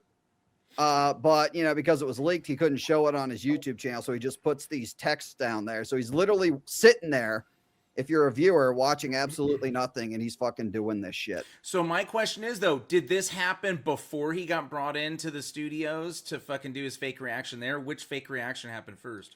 Go ahead. Steph. He did the fake reaction to, well, he reacted to the leaked Captain America trailer, and then they showed him got brought in. Oh, that's right. It wasn't the but he had already done that video. There's so many different jangling key trailers for Avengers jangling key day. And then people like started calling him out, like, what are you talking? You just did a video of you doing the leaked reaction. So which one is real? Which reaction is real? And he had to put out a whole statement saying like, oh, well, actually, I thought I was being punished. And he cried. And he cried. Cried, quote unquote, on his second viewing of the trailer. Jesus Christ. Yeah. So Soups is my pick, by the way. That's just Soups. All right. Yeah, we need to I didn't spin yet. That's Theory's homie, Soups. Yes, that's true. They were hanging out. They were he got him into the convention, him right? in, yeah. Yes. Getting him in for free, Yeah. right? Exactly.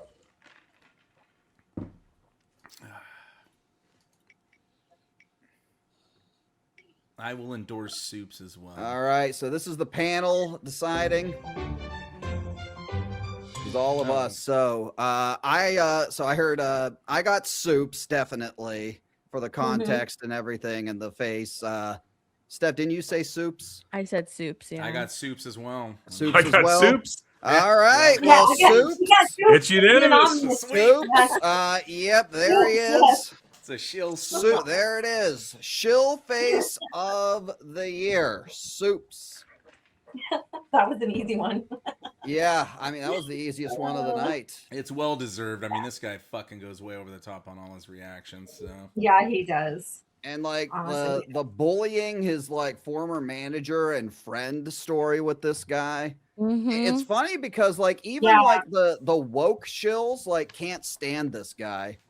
Like they can't stand him either, which is really funny because like a bunch of them, the people with like the pronouns and the fucking pride flags in their bio are talking shit on him and shit on X. So it's like really funny, like shill on shill violence and shit. It's pretty funny. Let me get this up and ready here.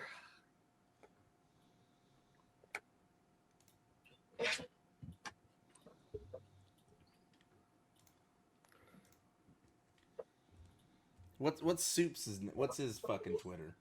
I'm gonna look this fucking Matt Ramos. That's not a dox. That's public, by the way. Yeah. Are you gonna congratulate him?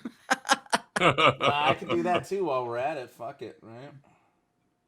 I mean, he gets ripped on by so many people. It's crazy. All right, let me save.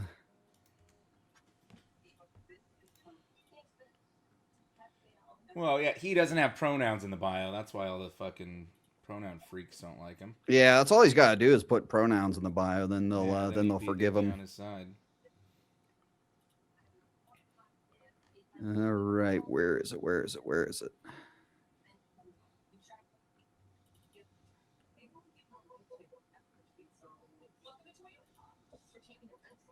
Oh my God.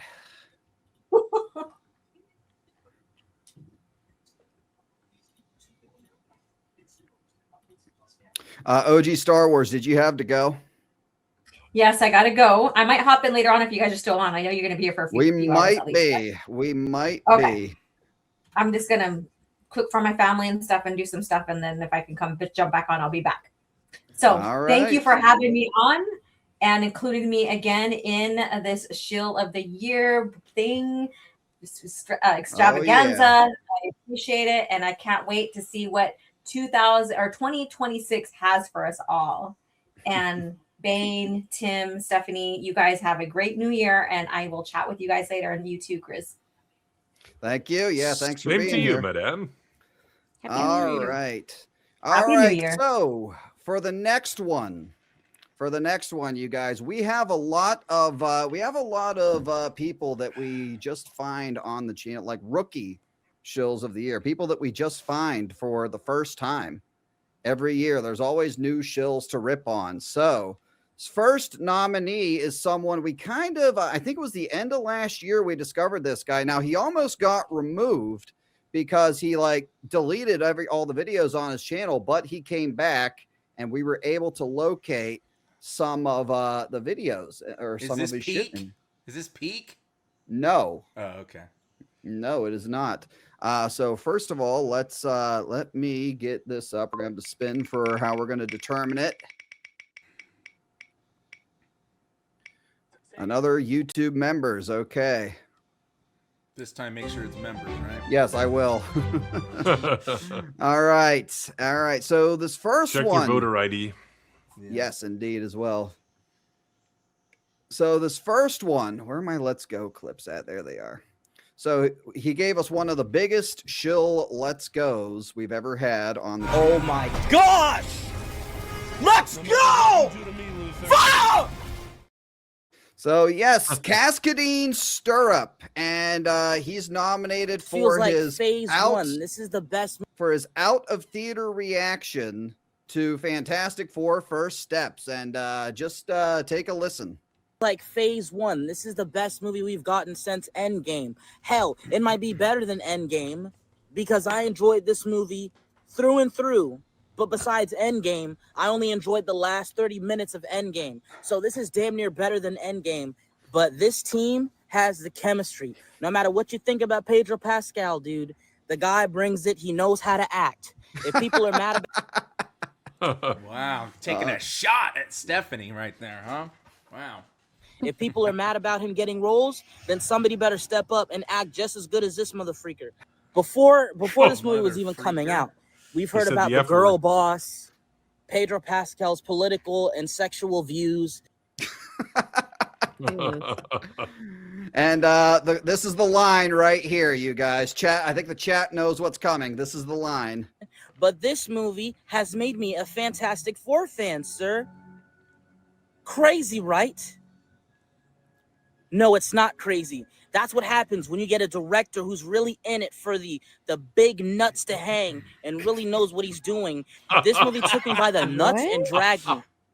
He got teabagged. He got teabagged. What? Shit. Hashtag drag nuts. He admitted he's a fucking tourist in this video too. Hey, now I finally like the Fantastic Four. You're a fucking tourist. I just want to play the end one more time. So the movie was painful because, I mean, that would be painful. The woman saying that. When you get a director who's really in it for the big nuts to hang and really knows what he's doing. This movie took me by the nuts and dragged me. Bro. Anything can happen with these fucking shills, man. Well, you know, Holy and he shit. said something funny, but he also said it made me a fan of Fantastic Four. Like, if you weren't a fan of Fantastic Four to begin with going into this movie, then are you really a fan of Marvel at all? Because Fantastic Four is fucking awesome. I've always loved OG Fantastic Four. 60 shit, yeah. Hell he's yeah, definitely dude! a Like tourist. Reed Yeah. Richards. I mean, come on. He's cooler than real Tony Stark. Like he's the Tony Stark of the comics. He's the one that created all the awesome technology and all that bullshit. He's freaking awesome. And plus, think about it. If you're Mr. Fantastic, you can make your dick as long as you want. So by default, he beats all the rest of the Marvel superheroes. I mean, for him to say that this was the best movie since Endgame, might be better than Endgame, is a wild The last 30 statement. minutes, get it right. It's just a wild statement because Endgame was the culmination of years and years and years of Marvel films and hours of Marvel fans' time. This is the culmination of what? Because currently, I don't know what the through line story is with Marvel. So what is this? How is this even comparable to Endgame? To where, oh, it's better. It's completely better. No. Yeah, and I think That's a when we wild reviewed statement. it, Grizzy, right? This was like the most mid of mid movies was super like mid. there was, Yeah. right? Me, you, J-Man, and I think did we have one other person on with us? Was it John Getz? Maybe I'm not. But yeah, it's pretty just yeah. Yeah. Whatever. The original Fantastic Four, Chris Evans version was a lot better than this shit. All right, now this next one. That's right, Glitch Man. Yep. This next one is God, I can't find the tabs. So, who here recalls the hunt for Ben Solo? People were talking more about the hunt for Ben Solo than they were talking about the Mandalorian and Grogu, for Christ's sakes, right?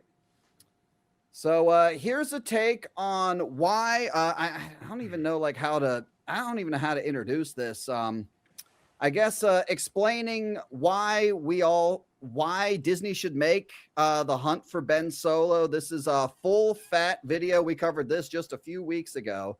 So here, check this one out. Disney, classic Disney Star Wars shills, by the way. How could he come back? It could be due to the dyad. He could be resurrected by the spirit of Anakin or Luke or his mother Leia. Perhaps he was force projecting a fake out death. Now he's talking about like how it could make sense for Kylo Ren to come back, for Ben Solo to come back after he clearly died, right? His mother Leia. Perhaps he was force projecting a fake out death on Exegol a la Luke. But really, I can't stress this enough. I do not give a fuck. Doesn't have to make sense. Give a fuck. No, you. I could not care less what the in-universe reasoning is for the Ben Solo resurrection. They could come up with any old bullshit. The power of reversing his death is that important to the future of Star Wars in general. The character needs to live. The character needs to continue the story, and he needs a more satisfying conclusion. If they literally said somehow Ben Solo returned and that was it, I still would not care. Okay, great. He's back. Oh my god. He led with the This dyad. this is the standard. This is the standard for Disney Star Wars fans right here. This is who Disney is making Star Wars for. Doesn't have to make sense. Well, that's why the writing is so shit, because they know that this is the standard. If you're completely changing, like taking that standard out, like I just love that character. I don't care how he comes back, and it breaks lore or it breaks in-world continuity. Then why have it in the first place? You could just write anything. You can write anything, and nothing matters anymore. You know, stuff has to matter. You can't love a character that much that it's just like, oh, I don't care how he comes back. They can just say somehow Palpatine returned, which is a huge meme at this point. Somehow he returned, because it didn't make sense, because it was ridiculous that line was even in the movie. And like it got made fun of, and that's why, because it's just like there's in-lore continuity, and that breaks it. And so for him to be like, oh, I don't care how it happens, they can just say somehow he returned, and I'd be happy just so we get this movie. That's not how it works. Yeah. He's gay for Adam Driver. Let's just admit it. That's all it why is. the shills try to always discredit the expanded universe and continuity, though, right? Because then it just doesn't matter, right? So that's their whole argument, and that's why we always try to uphold continuity and all that. And it works the same way with comics too. Like, contrary to popular belief, they weren't constantly just rebooting shit all the time, especially not in Marvel. The biggest reboot that happened was the Grant Morrison one, and it destroyed like all the X-Men fans. Fucking, well, except for the new tourist ones, fucking couldn't stand it. Indeed. So why get invested in anything anymore if you're just going to change and put whatever you want in it and not have any sort of continuity? What's the point of getting invested? It's just going to be crappy writing. That leads to crappy and lazy writing, which is what we're getting now. Mm-hmm. And you can even argue in Star Wars, it started in like the ending of George Lucas' era, because you had people like Dave Filoni that came along and disrespected the pre-existing continuity and stuff when everyone else did their best to keep everything in continuity and with the lore. And Filoni was undercutting George and the expanded universe and the gatekeeper of the Holocron. All right. That was full fat video. Next up, we have Guardians of the Galaxy. This is like a kind of a dead channel. They're like a branch off from they're some of the new rock stars people that Eric Voss fired because he didn't want to give them health insurance. And they're kind of tied to Screen Crush as well. So they are nominated.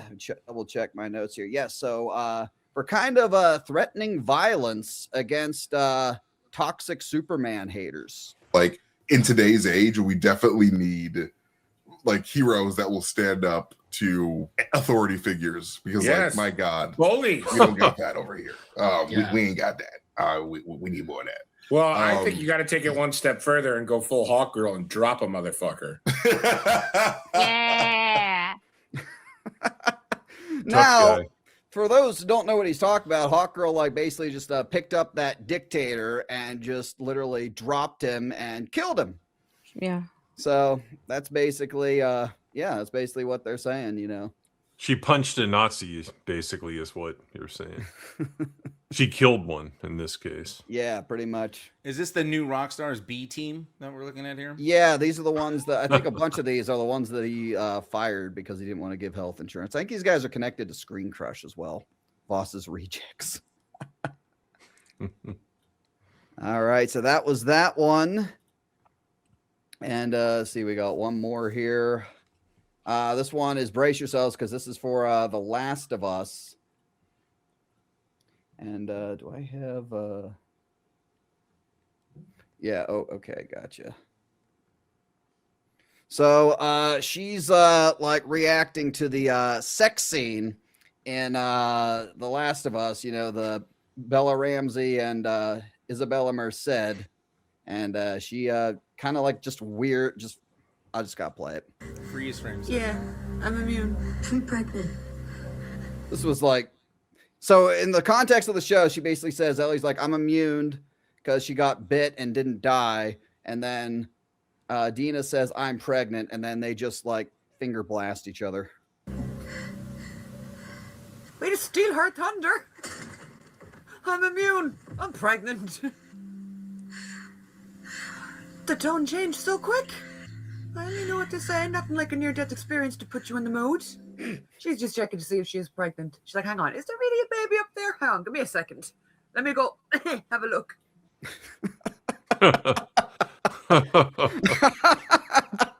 That was actually pretty funny. Yeah, right. Holy shit, that's way. And there's the fucking I feel bad for Isabella Merced, by the way. Like, Jesus Christ. I think I have one more from this chick here as well, connected to this one. Let me get there. Let me see. I think I could tell she was British before she spoke. I think she's Australian. She's Australian. Oh, really? So they have fucked up dental Or because out he there in loved- Australia too? I didn't know. I guess I'll have to ask Rhino. Probably about that. worse. Because he loved her more than anything in the world. I would do the same thing. Is that problematic? Yeah. Would it damn humanity? Yeah. But sometimes you just gotta grab your tits, blink through the tears, and admit the fact that, oh my God, I would do the same thing. All right.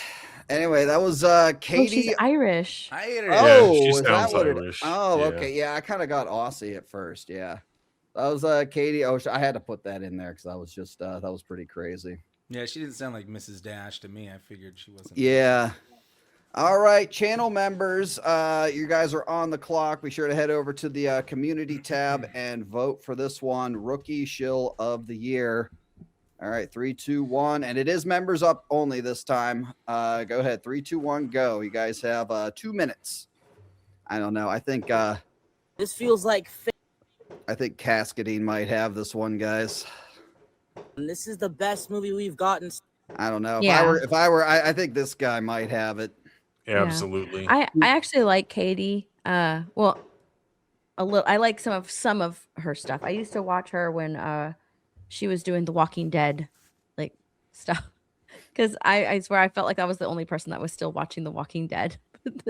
Like every now and then I would go to her and see like what her reaction were, and I was just like, okay, that's a little over the top, but yeah, all right. I finished The Walking Dead, surprisingly, but yeah, kind of fell off a cliff.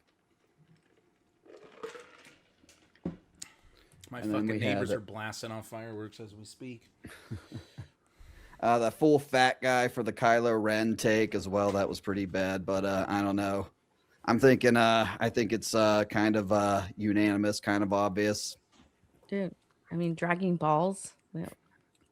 teabagged in Dragon Balls. Yeah. Teabagged by Matt Shackman. I got teabagged by Matt Shackman, and I liked it. Anytime you bring up genitalia, you get about +10. So +10 aura. All right, 30 seconds, guys. Remember, it's on the community tab on YouTube for channel members. They're doing all the spin-offs now. Like there's like 1 million spin-offs. Yeah, The Walking Dead finished. Now they have Dead City, which I think is still going. The one with Daryl, I can't remember what his was called, but that one just ended.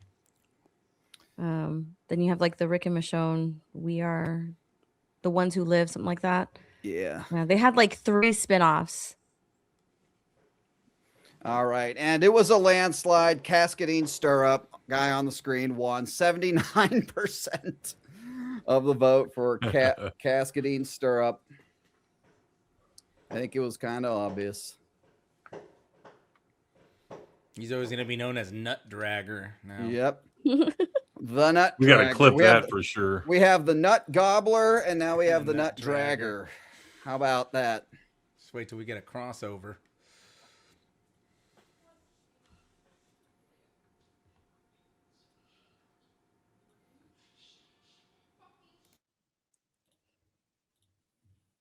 All right, updated standings are up. Here they are. We got, how many more do we have left? We got 8 more. All right, you guys ready for the worst defense of Disney Star Wars? Yep. Let's see it. I'm waiting with bated breath. All right, so I think these are all on my, yep, these are all right. So first up is Chlamydia Burns, Grace Randolph. We're going to see a lot of her tonight. And she is basically defending, whenever the rumor of Kathleen Kennedy leaving or retiring came out. So she basically took the opportunity to shit all over George Lucas because, you know, George Lucas was bad at making Star Wars too. Yeah, I woke up this morning and Kathleen was still there. Yeah, what a shock, yeah, right? crazy. I know I've been trolling it on Twitter. We've been Cuck waiting. News was wrong. Cuck News, definitely not a credible source. People are being pretty mean to Kathy. However, I'd like to point out, everybody's awfully quick to forget that Star Wars fans are mean to everybody. They were so mean to George Lucas. So this is the fans bullied George Lucas into selling Star Wars narrative that these people like to push. It's like, we deserve Disney Star Wars. They bullied him into selling off his own creation, which I think is hilarious. That's been there he is. debunked Look how many sad he times? is. Again and again. Quotes from him say that he wanted to raise his kids, and he's like, I can't do anything else with it. I'm aging. I'm going to go ahead and sell. But they conflate that with stuff that he said years before, where he said everyone says you're a horrible person, and he's talking about the media. He's not talking about fans. And we've shared all the video clips, the quotes on live streams before, totally debunked. But bobbleheads like this continue to circulate that stupid, fake lie. Sorry, I get emotional about that. Look how sad he is, getting $4 billion. Oh, so sad. I mean, by the way, he did a bad job too. Let's be honest. And so Then you're bullied him. She's the one bullied him saying that. She's the one. Oh, yeah. Funny how that works, isn't it? George Lucas was breaking news, you guys. George Lucas was bad at making Star Wars. You know, Kathy, you know, because Kathy, you know, the best way, again, I say it every time we talk about it, you know, best way to, in order to make Disney Star Wars better, you got to drag down George Lucas Star Wars. And then there you go. Classic. he left. He was like, it's not fun anymore. And he left. And so, I mean, I think that, you know, Kathleen Kennedy likes to say it's because she's a woman, and there might be some aspect to that, although I think she created that aspect. All right. So that was the big part of that was George Lucas was bad at making Star Wars as well. From Chlamydia Burns, Grace Randolph. Griff Trooper might agree with her, right? I can't stand Grace Randolph. Oh, you're going to see a lot of her tonight. I think she's been nominated for the most, believe it or You not. keep saying that, and I don't want to read too much into that, Grizzy. Quit using that exact phrase, please. Okay, sorry. We're going to see too much of her. When you're All right, so next up we have the bronze medal winner, Josh from Den of Shills. Ooh. $500. Now, he's basically defending Kathleen Kennedy too, but you know, he's kind of flip-flopped on it. So this is Josh talking about Kathleen Kennedy. 2 weeks, back when 2 weeks after he said. yes, that she so ruined there's a everything. major flip-flop here that we're going to catch on here. So let me make sure I got the times and everything right. All right, so this is the first clip. I got 2 clips from this. pitch gets brought in front of Kathleen Kennedy, the wicked. He's talking about Sean Livy's movie and the pitch getting brought in front of Kathleen Kennedy. Fucking matter when your pitch gets brought in front of Kathleen Kennedy, the wicked fucking witch of Lucasfilm, and she says, "Well, that sounds like a really interesting story that you've been passionate about, Sean. What if we connected that to like my shit? What? Yeah, my shit. Luke Skywalker's Jedi Temple. Rey is the Obi-Wan." Okay, so you know, pretty bad. And then he goes on to say, this. That's not how that shit works. And so you have fucking ripped from my fucking chest the last little bit of hope that I could float towards this fucking dead-ass franchise that maybe some motherfucker with a vision that actually had artistic integrity would take these characters, take the spirit, take the motifs, the fucking values that Star Wars had, and actually cook in the 21st century. But no, that's not what we can get because there's a fucking gatekeeper. There's a fucking gatekeeper. And it's this bitch, dude. It's this fucking... We're cooked. Okay, 2 weeks later, or was it 3 weeks? I think it was 2. The dates are on the Schiller video. I don't know the dates exactly, but yeah, okay, yeah, it was a few weeks later. Very negative towards Kathleen Kennedy here. All right, so now a few weeks later, I need the little SpongeBob thing. And Kathleen Kennedy video. What I heard about Kathleen Kennedy is wrong, and he says, yeah. So here we go. 2 weeks later, being president of Lucasfilm with Star Wars doing what it is doing has been the target, I think rightfully so, of a lot of criticism. However, it might be the case that she was actually the target of a lot of unfair criticism, okay? And look, here's what happened. I'll just explain it to you all, and I have no agenda here other than to just tell the truth. So that says it all right there. Yeah, by saying you don't have an agenda, you have an agenda. You have an agenda, yeah. Okay, and then this is the better one coming up. And remember, he got this from his sources after the fucking Adam Driver thing, but anyway, because you know the sources didn't tell him until after Adam Driver spoke. So as you can see, this video is called "I Owe Kathleen Kennedy an Apology," is the title of this video. After he just called her a bitch 3 weeks prior. Let me explain to you what happened next. Basically, guys, when this happened, I, like many of you out there, got really upset. We're like, wow, this is crazy. Like, that would have at least been bold. Kylo Ren's kind of cool. Like, the sequels kind of suck, but like Kylo Ren's cool. And so I put out a statement. I said, like, hey, man, if you have any other stuff out there, like, if anybody out there knows anything about Bob Iger and maybe other times that he has done something similar to this, hit me up. Well, what ended up happening was one of my best sources ever, like a person that I trust a lot, a person that has given me a lot of very accurate information about Star Wars stuff, even very recently where I had that big video about Ahsoka season 2, and you know, the mall show had that way before anybody else. And so like, this person's very reliable. Well, this person actually sent me a laundry list of things that was going on with Bob Iger. And this person was like very specifically saying like, hey man, this is just the tip of the iceberg. Like, here's all the stuff that happened. So let me now take you through a list of stuff that this very, very good source told me was stuff that Kathleen Kennedy wanted, that Bob Iger killed. And then at the end of the video, we're going to have a conversation because, look, man, maybe this is your first time hearing some of this stuff. Maybe you've heard this through other sources and whatnot. But I've been sitting with this for a couple of days. I have some thoughts. I've processed it a little bit. So we'll talk about that at the end of the video. He said previously that, like, he knew this for years about, like, Bob Iger being responsible and not Kathleen Kennedy. But 2 weeks, 3 weeks prior to this video, he was calling her a bitch and everything after he claims that he already knew that as well. Very interesting. So first up, let's talk about the Clone Wars. So anything to do with the prequels, really? So that's pretty much it for Josh. Flip-flopping on Kathleen Kennedy and blaming Bob Iger.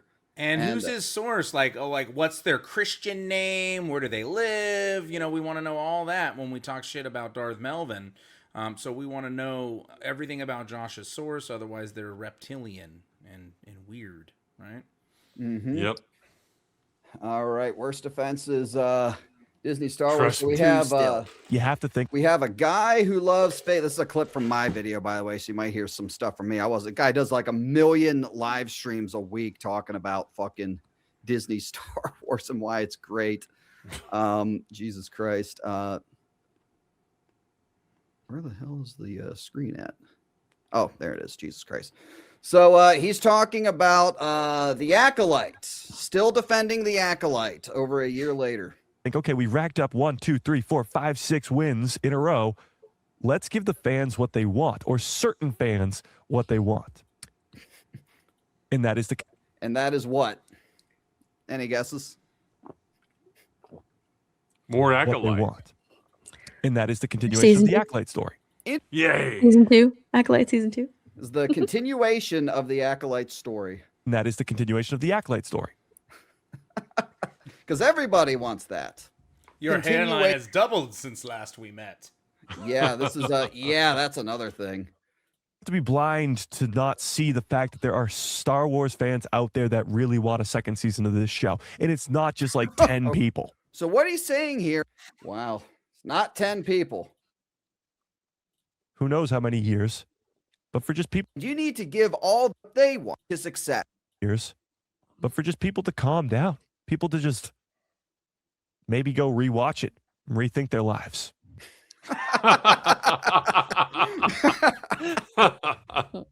I wasn't ready for that. We need to we need to rethink our lives, everybody, for not liking the Acolyte season 1. And he needs to go take a shower. It looks like he hasn't washed his hair in about 3 weeks in that video. What's left of it?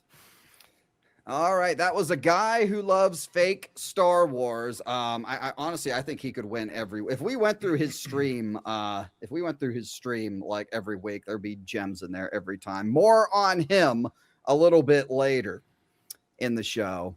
And okay, we got one more. Should be an interesting competition, this one. Who's next? God damn it. You know, it wasn't that. Okay. Now, this one, this is John Campea, and he's talking about, do you guys remember the actress that, like, apparently turned down the role in, I believe it's the Star Wars Starfighter, Mikey Madison? That was a story a while back. So John Campea basically just said, like, who would want to be a part of Disney Star Wars because the fandom is just so bad? It wasn't that long ago that it would seem inconceivable that a performer would pass on a Star Wars movie. But the sense that I got from people was that the reason she passed on it. Can you hit pause really quick? I see a Sons of Anarchy cut back there, a vest. It's pretty likely he's gay for Charlie Hunnam, right? That's the only reason he likes Sons of Anarchy. Anyway, you can keep going. It's also autographed. You can see that. Oh, there you go. Mm-hmm. Well, I met Charlie. Surprised there's no Grogu doll. Was that all the bitches the reason she passed on it wasn't because she doesn't like Ryan Gosling, and wasn't because she doesn't like Sean Levy, or isn't because she doesn't really love Star Wars. The sense that we got was that she decided to turn it down because the Star Wars fandom is rather a dangerous, toxic, attacking place. Wow. Dangerous, Yep. you guys. Dangerous. Look at his face after he said it too. It's like, ugh, do I really believe that? Looks like he's sitting on a theory saber. Yeah, right. Do I like this or do I not like this? I don't know. Anyway, that was John Camp. The Star Wars fandom is it's not, it's not Disney Lucasfilm. It's not Disney and how poorly they've handled everything. It's the fans. Well, he's mad. He wants to see the girl that played a whore in a previous movie in Disney Star Wars. Oh, Makes sense. there you go. All right, YouTube.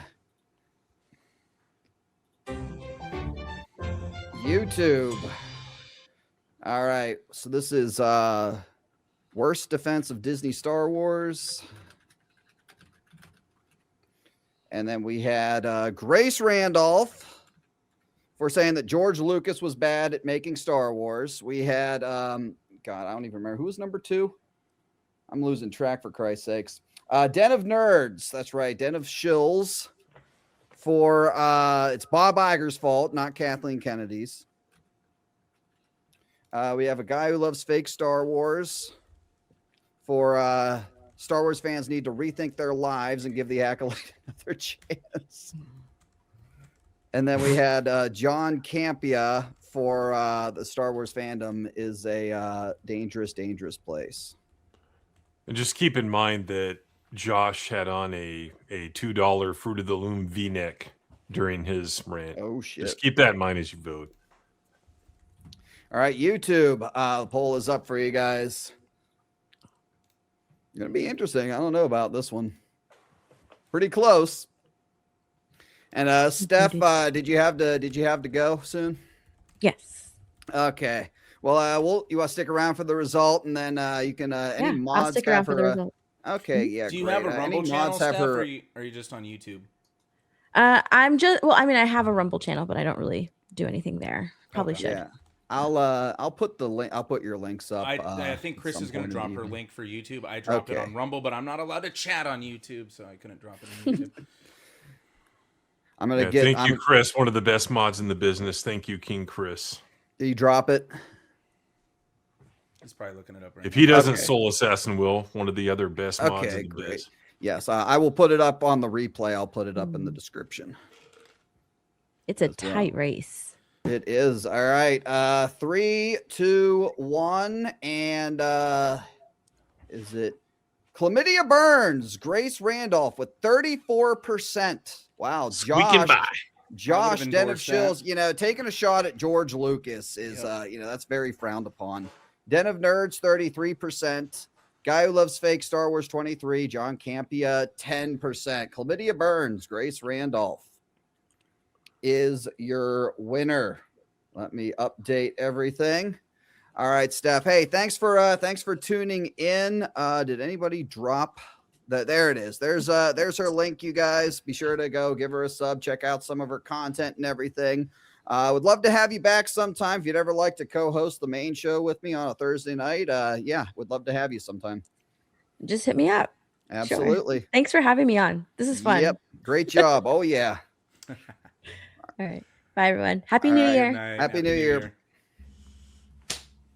All right. Then there were Trace. What are you drinking, Tim? Oh, I'm having a Modelo Negra. Nice. I got to go refill my Sailor Jerry. I will be back. Okay. Yeah. If anybody needs to take a little break, I'm going to put this up. Maybe read some super chats and stuff real quick. So if anybody needs to take a break briefly, go for it.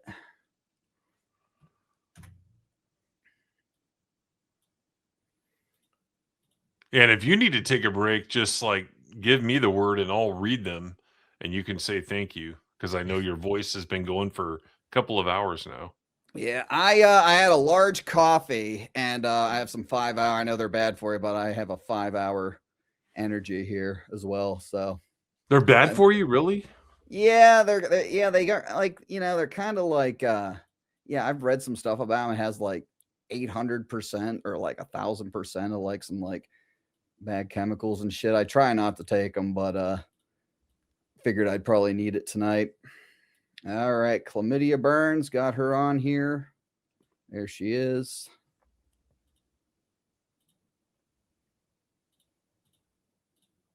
I need to get the OBS working on here, connected with StreamYard, so I can just do this live and then not have to fucking go on here every time. Yeah, I had OBS on my old computer. It didn't want to run well, but I literally 2 weeks ago, less than 2 weeks ago, got a brand new spanking computer. So I may try some OBS, get some lessons from Justin, the Nice. Star Wars Marvel purist, BANEoftheSHILLS. So we are just about halfway through the All Shill right. Awards, you guys. Holy shit, man. Let's go back to Fence Rider. Like Theory won, which he should Yes. have, but how close was it? Like who voted on that? Who voted on that was YouTube, and he won pretty far. EBN was last place. But did they like the video? Did they love Oh yeah, and people enjoyed it. Like chat let them know it was pretty. We were laughing. I just let it play. It's a shame That's you weren't just here to version make one, the case, but so. yeah. That's version 1. I gotta spend more time on it. I didn't have a lot of time, so yeah. Version 2 will be coming in a whole album dedicated to Yavin Base Broadcast. Good yeah, shit. Mike says he gave it a 7 out of 10. So 7 out of 10. Hell yeah. yes. All right. So we have 50 people watching on Rumble. Thank you guys. And like I said Awesome. earlier, FP 4190 gifted 5. I think I got those already. John Getz got the 10 earlier, and Mojo Jojo gifted 1 over on Rumble as well. Thank you guys. I could probably catch up here actually. I think this is where we left off. I don't know what this means, Grizzy, but they're saying that Tessa just showed up in the YouTube chat. Who's Tessa? I have no idea. Okay. The Nut Gobbler. Spetsnaz grew for $5. Outstanding year and intro 2026. I'm gonna do my Oba Femi strut. Thank you, Spetsnaz grew for the $5. You know who Obafemi is, right? No. Obafemi is currently the NXT champion. That's Oh. the developmental promotion in WWE. He's a big guy from Nigeria. I know. So, I know what NXT is. I kind of gave up on wrestling a while back, but yeah, I still use the still use the old clips and everything occasionally. But thank you, Spetsnaz Grew. Oh, it's blue. It's blue. For the blue super chat. And Red became a member over on YouTube. Thank you, Red, and then followed it up with 5 gifted memberships, man. Thank you. I am winning. Continuously winning. Hell yeah, man. Appreciate it. Graph Web reminder, for fuck's sake, cancel Disney Plus. Thank you for Did it in 2021. Thank you. Yep. I did it. I did it after Ahsoka, personally. You guys kind of got on me. You're like, somebody asked me, like, where do you get the clips from for your Shills React video? I'm like, oh, I just recorded off of Disney. Like, you better delete that shit. And I promptly did. Brandon, the awesome, for $2. Dan defended the High Republic on his YouTube, calling him out for that. That was, I think he got 3rd place actually on the vote. Hey, I defended High Republic too. I put out a High Republic timeline on my channel, Star Wars and Politics. So, it's okay to defend High Republic, guys. It's okay. Doesn't make you a shill. No. Spetsnaz for another one. $500. Must want the clip.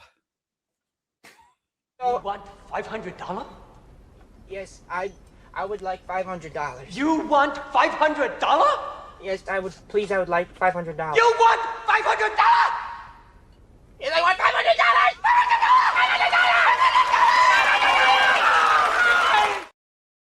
I think that's going to come up here in a little bit. Brandon for 2. Dan also defended Jake Skywalker. Of course. Spetsnaz for another 2. They're coming to get you, Benjamin. Hashtag $500. Benjamin's a plaget. I've been watching him cry all night in the chat. I'm keeping it friendly. I haven't. Yeah, I haven't even had time to look at the chat really that much tonight. So yeah, I've seen it a little bit, but yeah, I'm doing a whole bunch of shit behind the scenes. I'm doing a terrible job, so hopefully you guys aren't picking up on it. Darth Angel for $5 says Ben. I missed all of this. Benjamin C is actually Joshy Boy on his alt account. Well, at least Joshy then would know who I am. by the way. You know, Josh, you know, speaking of Josh, remember the Ray playlist? He has the Raylo playlist. The Raylo one, yeah. He has a Raylo playlist on his channel. You should, if you're a fan of Josh BANEofSHILLS, you should go give that a watch. We had a lot of fun ripping into that. Mr. Joe Mans gifted 10 Mr. Grizzy memberships, bro. Thank you for that. Appreciate it. I'll play a clip for him. It's green. It's green. The green. The green. That shade of green is unmistakable. Fucking Bendu. Bendu clutching his Grogu doll, man. All right, got a few more. We got another one from Darth Angel. Thank you, God. Jesus. Take a shot every time Benjamin C cries like a little weenie. Is he still in the chat, or is he? I think he left. People are saying he's no longer with us.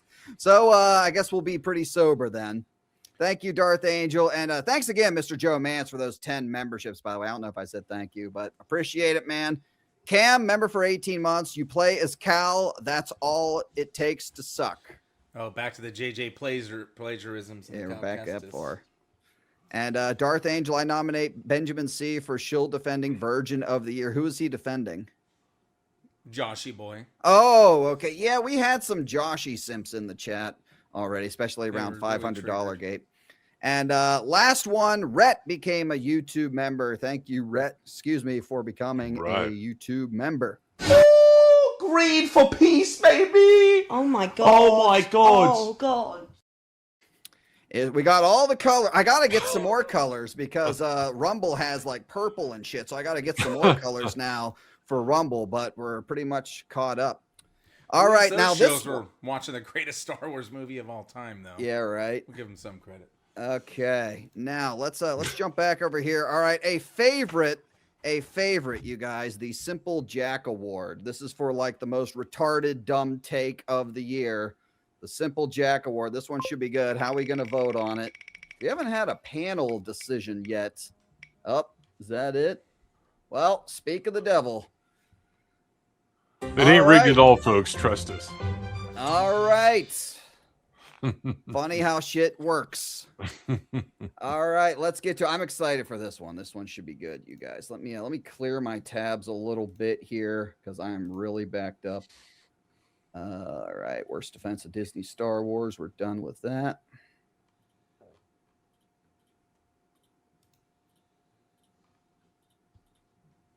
Fuck, I got the J.I. Abrams CD in my head. Really? Great, dude. Listen to that a little bit on your Black break. Shirt. That's a fucking great one. That's a banger. Listen to a little bit of that on your. Oh no, sorry, we're doing worst reaction. I fucking missed that one. Shit, worst reaction is up next. My bad. Okay, worst reaction. Okay, I was looking up when I should have been looking. Actually, we're a little less than halfway. Good lord. All right, first up.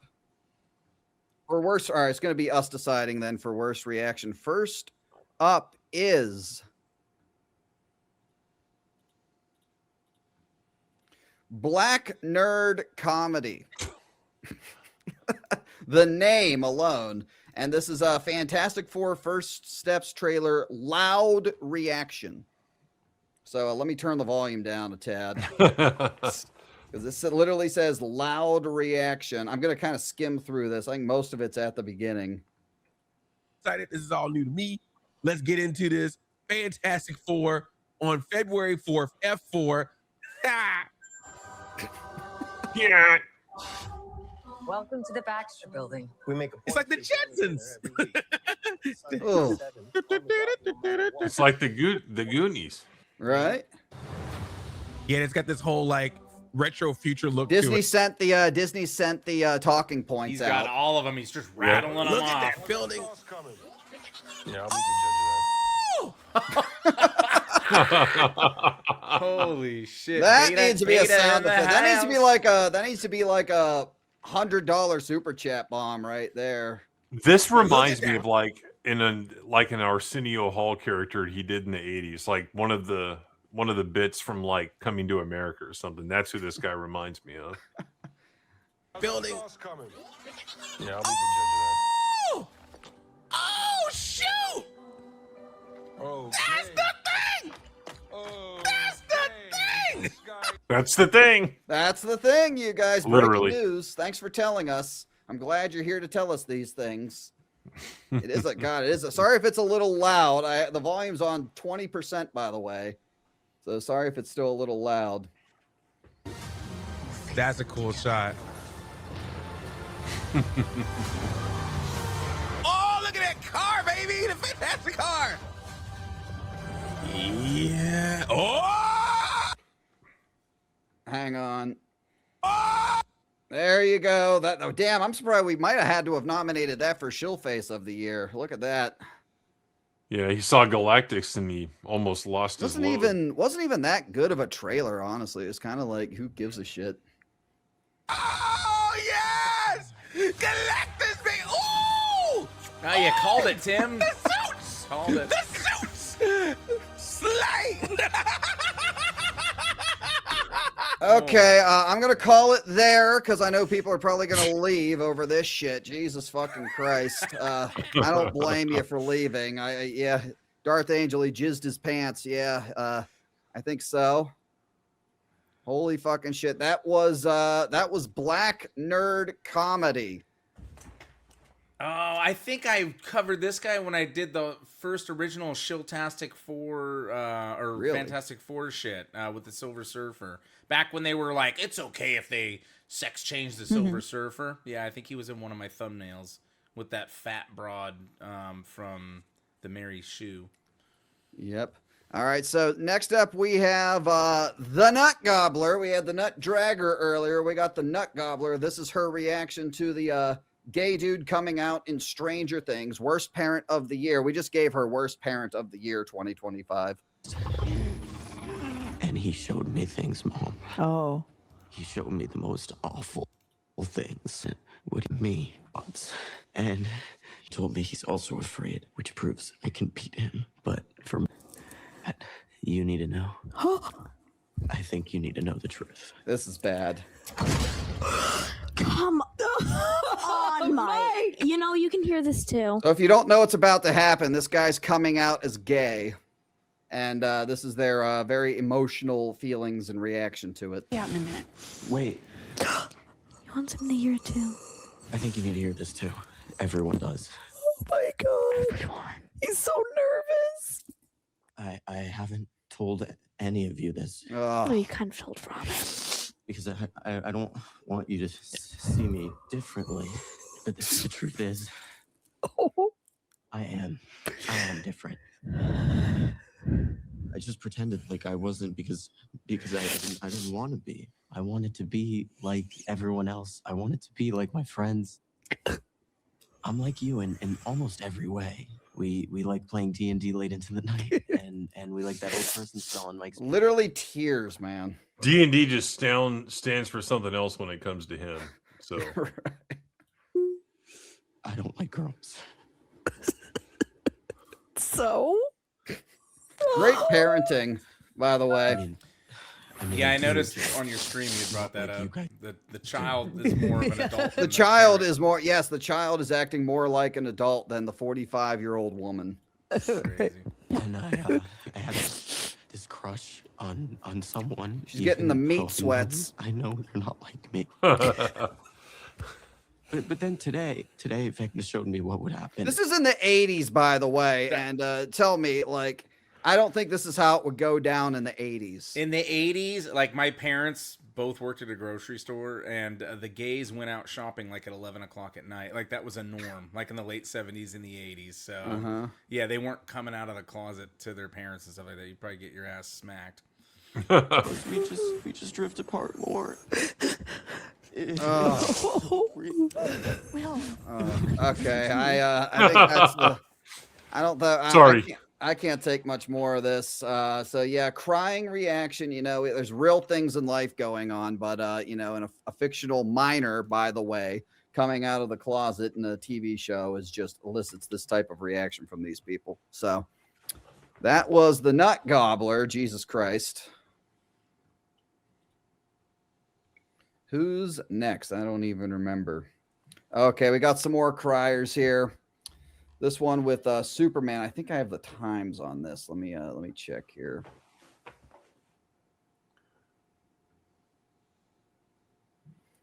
Okay, so this is Fingernail Paint Man preview. The man who paints his fingernails. You can see they're painted there. I'm sure I'll get a screenshot. He's got the pink bracelet and the painted fingernails.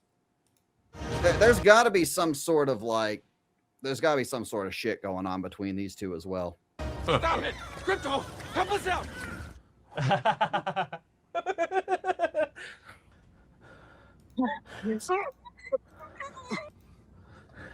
Hey, man. I don't know what he's crying about. This is like when they escape with the little kid in the Luther's Pocket universe or whatever. So good. It's so good. He's a habitual crier too. I see this fucking Right, crying all the every time. video. I mean, look at that. Your parents must be so proud of those fingernails. Is They the one on the gray or right blue? transitioning into a female, or what's going on with that? I don't know. Like, this guy has the more womanly attributes, but okay, for this next one though, we're gonna watch the dude on the right. He's gonna start crying, and it's fuck's sake, man. All right, let's see here. This is the second one. So get ready. Here come the fucking next guy. So pay attention to the guy on the right now. Anytime now. It's kind of heavy. Yeah,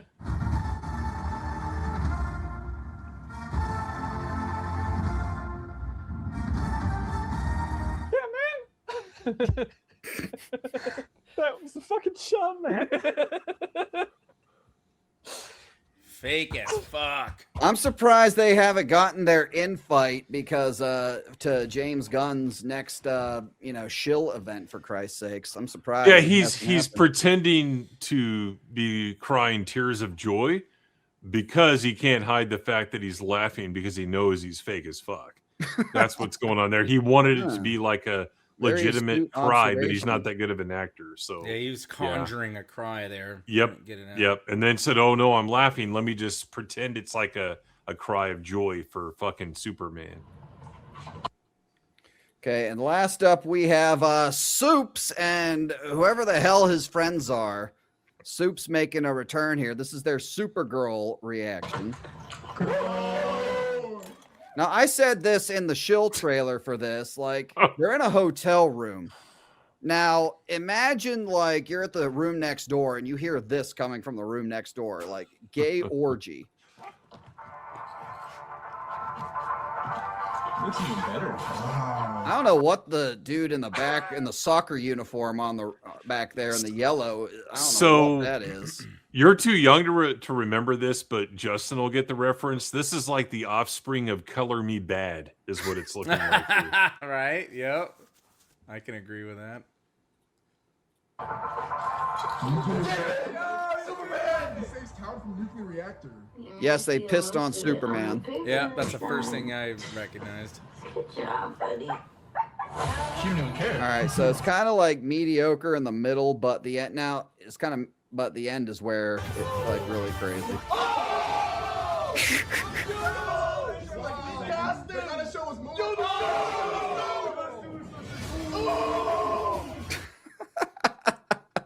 Look at that! Look at that! The neighbor's like, "Up, someone finished." Whoever's next door. This is in a hotel room. Whoever's next door, and look at these faces. I mean, the dude in the third one from the left is the only one. Every single one of them, fucking shill face, shill face, shill face. The dude on the far left apparently likes Asians. I don't know. Anyway, so yes. This one was a panel vote, you guys. So who you guys feeling for this one? Do you have like a quad box of all four of them that we can look at? I do not, but okay. Black nerd comedy, the black guy, the nut gobbler for crying with her daughter, and then before that was who was before that? Jesus Christ! Wait, is this the gayest reaction, or what's the worst nominee? worst reaction? Worst reaction previewed for the two dudes, the fingernail paint guy crying, and then Soups for this. Well, at least the black guy knew some of the characters and stuff, unlike that other shill from the other category that clearly didn't know Fantastic Four.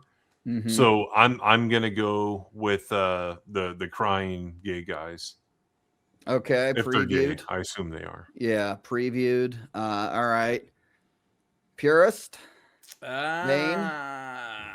Man, that's a tough one. I'm gonna go with Nut Gobbler for the fucking child Ooh. abuse. Yeah. Oh, yeah. Very. As a parent, I can see why you do that. Yeah. I think I'm gonna go previewed as well. I think I'm feeling the fingernail paint, Which is, I think it's the and the thumbnail. men crying. Oh, we don't want to get there just yet. The crying and all the shit. Yeah, I think it's gonna be. I think it's gonna be previewed. So there you go. There's the face. I think I'm just gonna use that guy's face right there. Let me just get that. Put it on. They definitely All right. deserve it. Previewed for worst reaction. That was kind of a surprise.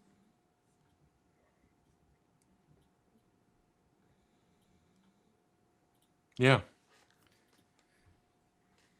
And it's kind of weird you wear your hat like a Leave It to Beaver. You know what I mean? Like a Right. 8-year-old boy.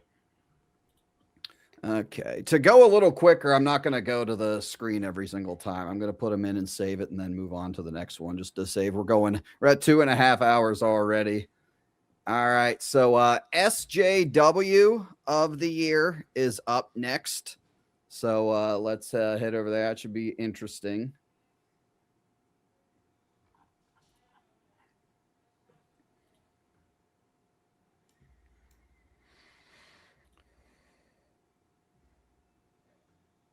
If I can find it. There we go. Okay, so for SJW, we got, the hell is it? Grace Randolph. Now this one's really interesting. So this is Grace Randolph again for turning on The Last of Us season 2, or no, sorry, refusing to cover The Last of Us season 2 because she admits that it's terrible, but doesn't want to criticize the show because of how woke it is. She doesn't want to be seen criticizing the LGBTQ characters. So rather than criticize the show for being terrible, she's just not going to cover it. I really have loved the fact that The Last of Us has the game and now the show have had such wonderful female and LGBTQ characters. And you haven't even met Lev, which is, I feel bad because clearly Lev isn't going to be coming till season 3. And I don't know what the show is even going to look like at that point in terms of what the show looks like and what the fan base looks like. I don't know who's going to be left at that point. So that's been one of the things that I've loved so much. So now that I think that the show is doing those characters a disservice, I don't want to contribute towards any negativity or have my commentary misconstrued to be made to look even more negative, which we know people do to me with these characters. And so that is another reason that I chose not to continue to cover this show, because I did not want to add to the negativity surrounding these characters and this talent, and because I became nervous as to how things would be done. I agree, Mike, that Katie O'Brien, I think, would have done a better job. So in a nutshell, she doesn't want to be lumped in with toxic pieces of shit like us. Yeah, she didn't want to share the truth. It's better just to ignore the truth. She'd probably do a really good job in the mainstream media to that end. Yeah, right? She could cover Minnesota, what's going on in Minnesota, and do a really good job of it for the media. She knows all about leering, huh? Yeah.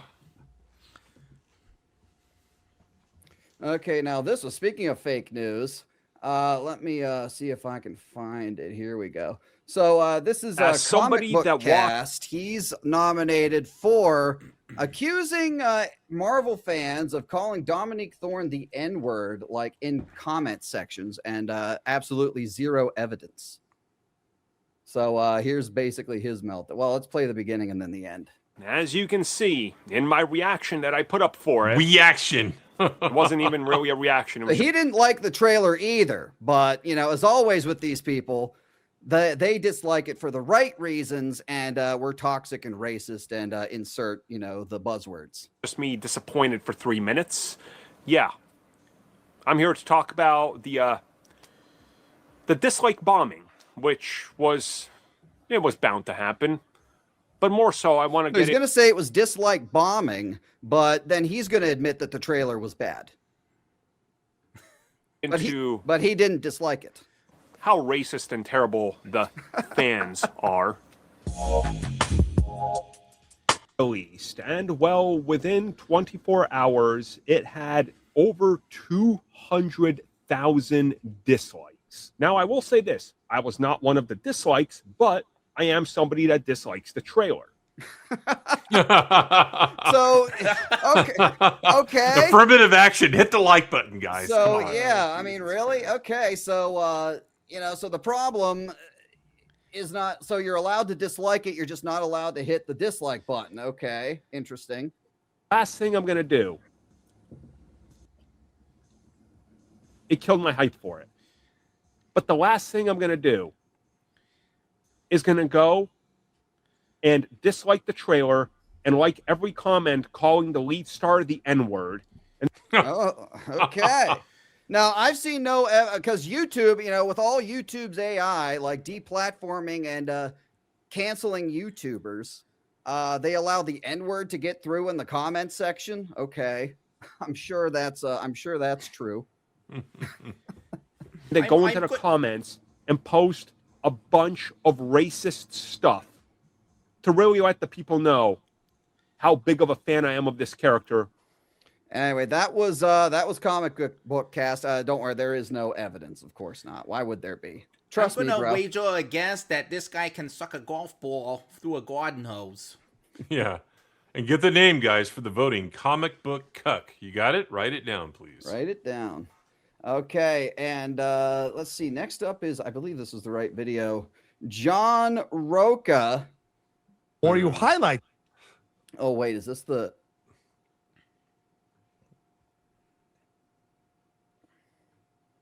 I think this is the right video. This might be the wrong video. Hang on, let me check. 9:30.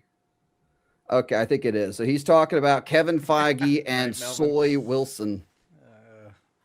John Roca, first time World nominated. struggled was not because it had a bad script, not because it wasn't that well directed, not because they did multiple reshoots and changed a lot of things around with the leader and with Red Hulk. No, it was because it was the first Captain America film without Chris Evans.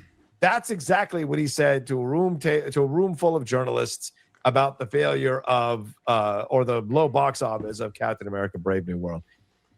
Man, I'll tell you this, Winston. This infuriated me on so many levels. Of course it did. Of course it did. Why wouldn't it? Common sense take, like, yeah, Steve Rogers isn't in it, so the movie's not going to do well.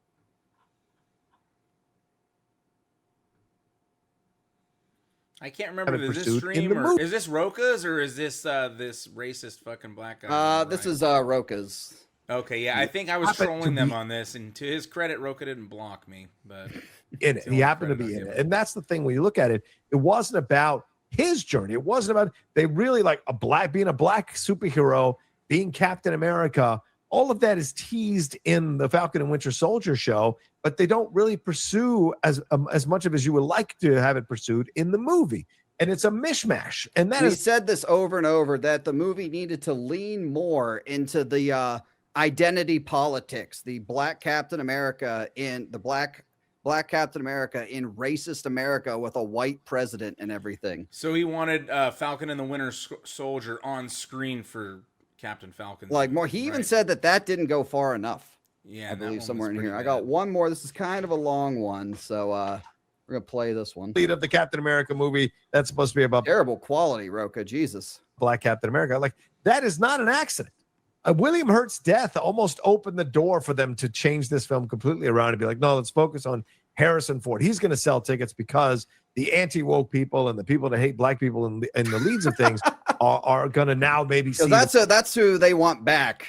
Apparently, Disney wants people that hate black people as leads in movies. I'm sure. Movie, and they weren't going to, and it was just going to be black Captain America. And look, you can blame the anti-woke brother on the YouTubers right is all like, you hey, want, when the you racist gonna let me YouTubers talk, Roca?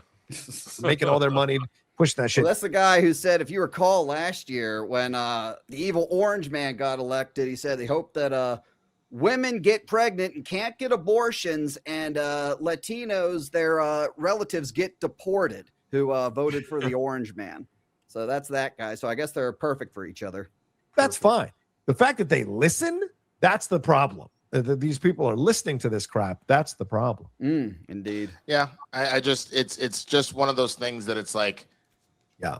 I think the funny thing, people love like on you know on that kind of grift side of shit to be like, you know, won't go broke, and it's been proven time and again that that's a nonsensical statement because go woke, go Where are the broke is receipts? nonsense. Yeah, Where's the receipts? Trust me, bro.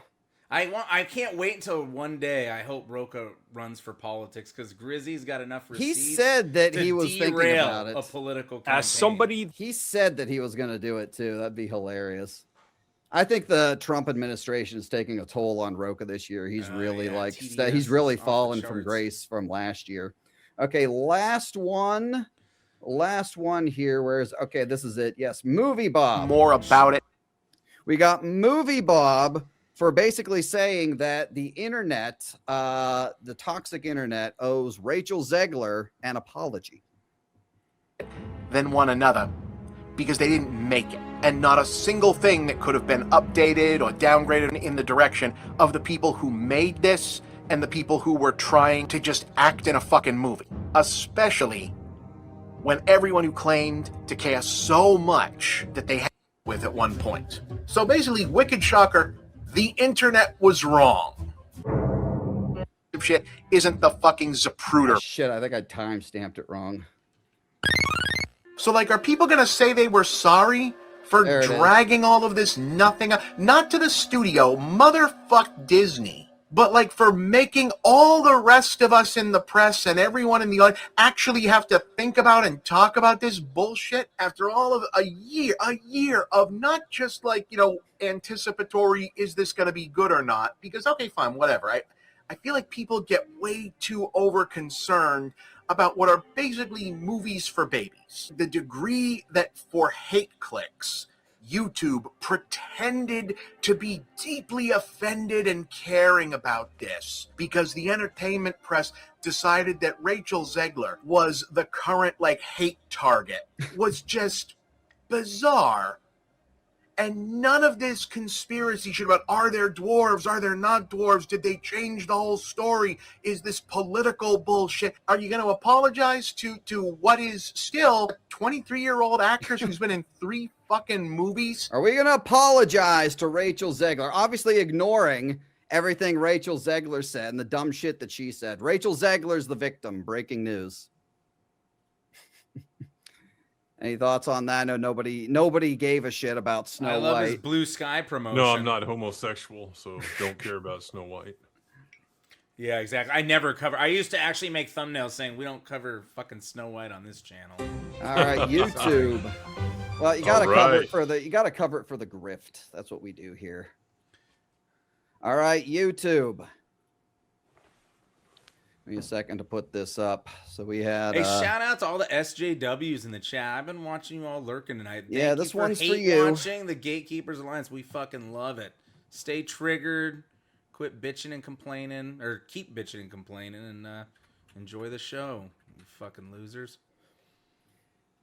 Grace Randolph, John Rocha, Movie Bob, and Comic Book Cast going up on YouTube. Yeah. Comic Book Cuck, yeah. So it was Comic Book Cast for accusing people with zero evidence of liking and commenting the N-word on the D.E. Ironheart trailer. And then it was Rocha for the Captain America, you know, going after Kevin Feige for basically like coping. I don't even agree with what Feige said. It was a lot of other things besides the fact that Steve Rogers wasn't in it, but Rocha and friend getting triggered by it. Movie Bob for demanding an apology to Rachel Zegler, and Grace Randolph for refusing to cover The Last of Us because she didn't want to contribute to the toxicity.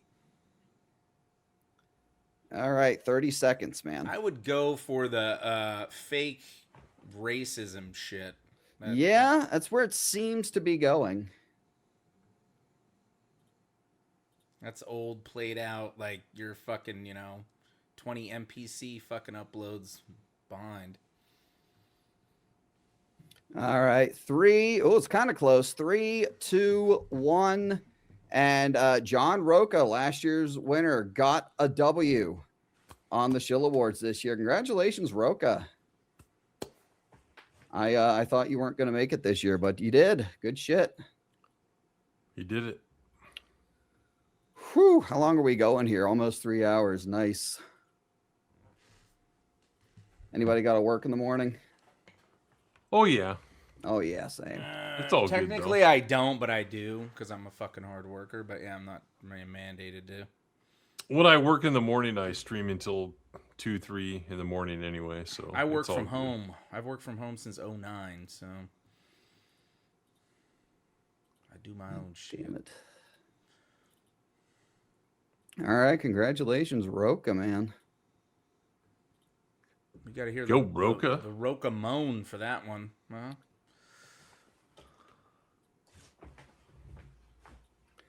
SJW. 5 hours. Well, good luck, Mojo. You're gonna be here for another 2 if you actually stick around to the end. Yeah. Thanks for being on the Rumble side. All right. This should be an interesting one. Creepy Shill Creep, the Chris Hansen Award, Creepy Shill of the Year. This should be fairly interesting. I Oh, would man. say. Here we go. Oh yeah, brace yourselves for this category. Brace yourselves for this category. Let me close a couple tabs here. All right. So first up, once again, you guys, we have Chlamydia Burns, Grace Randolph. And she is nominated for shipping the Predator Badlands character, the Predator, and the robot and the robot companion, the robot simp character. Is there a romantic spark between Deck and Thea? Starting off strong. Jesus Christ.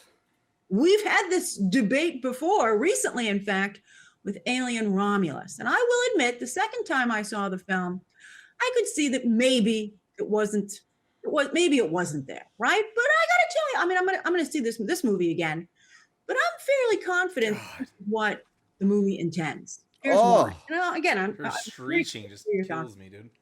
So they have a meet cute. I feel it's very much a meet cute. And Deck and Thea very much represent classic male and female behavior and attitudes, especially like in romantic comedies. Like, did you ever see The Shop Around the Corner? Same kind of banter. So it's very similar. And then there's the long history of robot romance and sci-fi, from Wanda and Vision to the Sarah Connor Chronicles. Because this is Wanda and Vision. Wanda and the Predator have a hell of a lot in common, right? One of you, in fact, brought that up when I mentioned this, and I appreciate you adding that to the conversation. Please, let's hear some more robot romances, right? There's an old TV series, Man and Machine, and then Again, like you think, did you ever think we'd be here with Predator when the original came out? I mean, Jesus Christ, you got Yeah, good point. fake fans, NPC fans coming in here and saying this stuff, and then she just closes the review with this, which I find hilarious. So yes, that's my spoiler review of Predator Badlands, where with a movie that's for some of you surprisingly controversial. And again, I think a lot of you just maybe aren't really giving the movie a chance. Oh God. Anyway, the female, everything needs to be made for women. Unless it's made for women, it doesn't need to be made for men, obviously. She just wants to be a part of like every single fandom.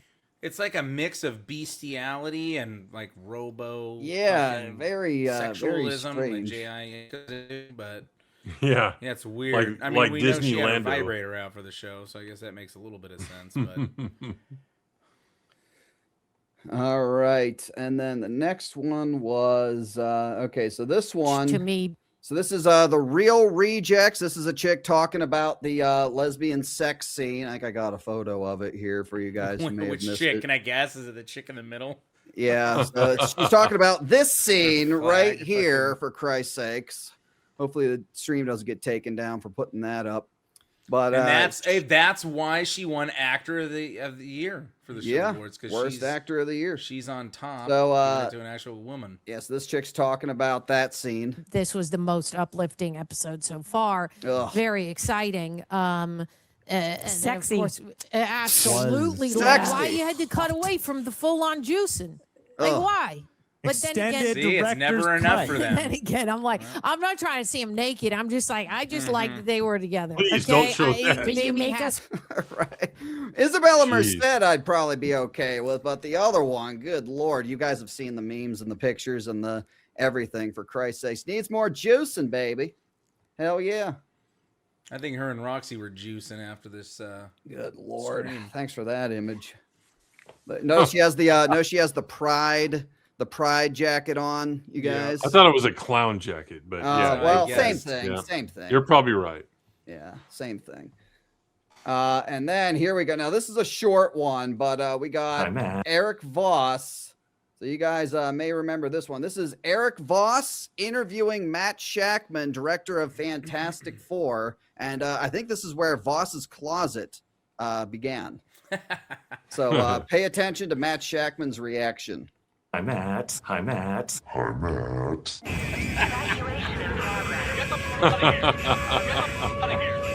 Oh man, dude. Now you know what's going through Eric Voss's mind. I mean, just look at that smile. It's like mentally undressing him. So watch Matt Shackman's reaction.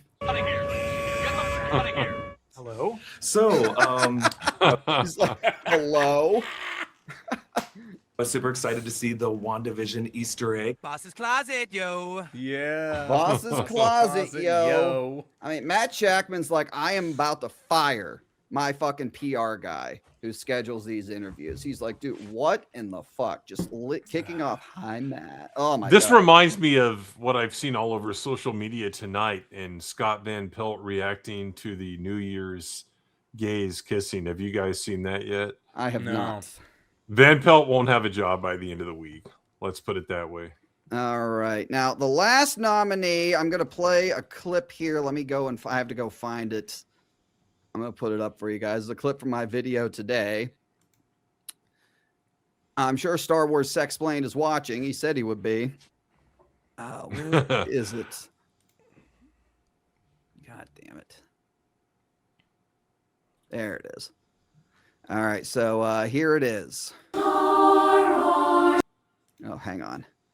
I gotta take these down. I gotta take one down, put the other one.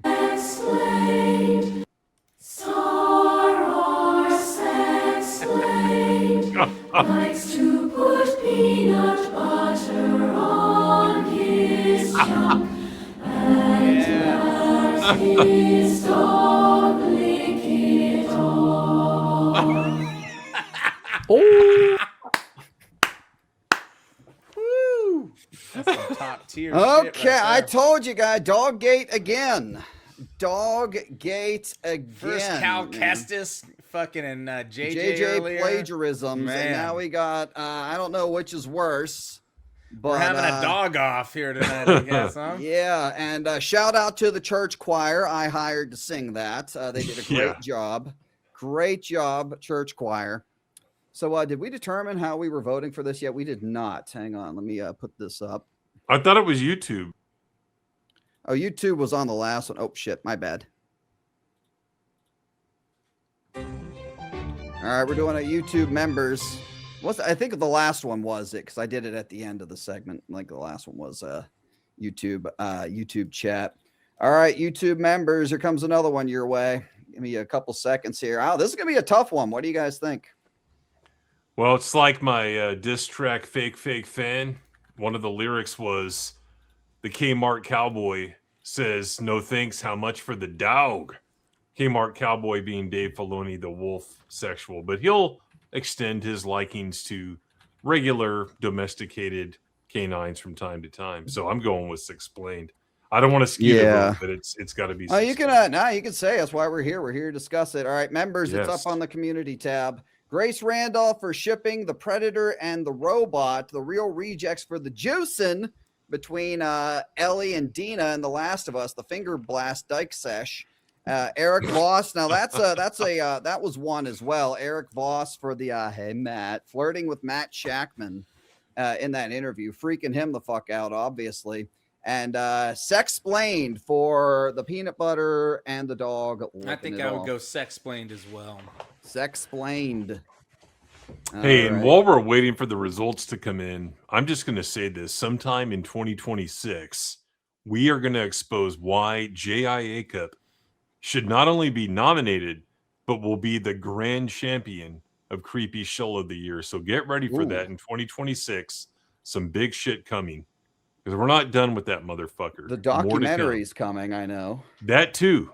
That may be part of it, but on my own thing, we're going to expose why he's the creepy shill of the century. The Scissor Sisters. Good one. All right, I'm going to give you guys another minute over there. I would probably go sex-plained as well. Like, leave animals alone. Like, leave kids and animals alone. That's like the message that you got to deliver to these fucking shills, man.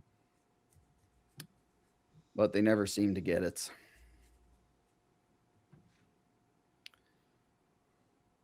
Yeah, Chris just dropped the Jacob album.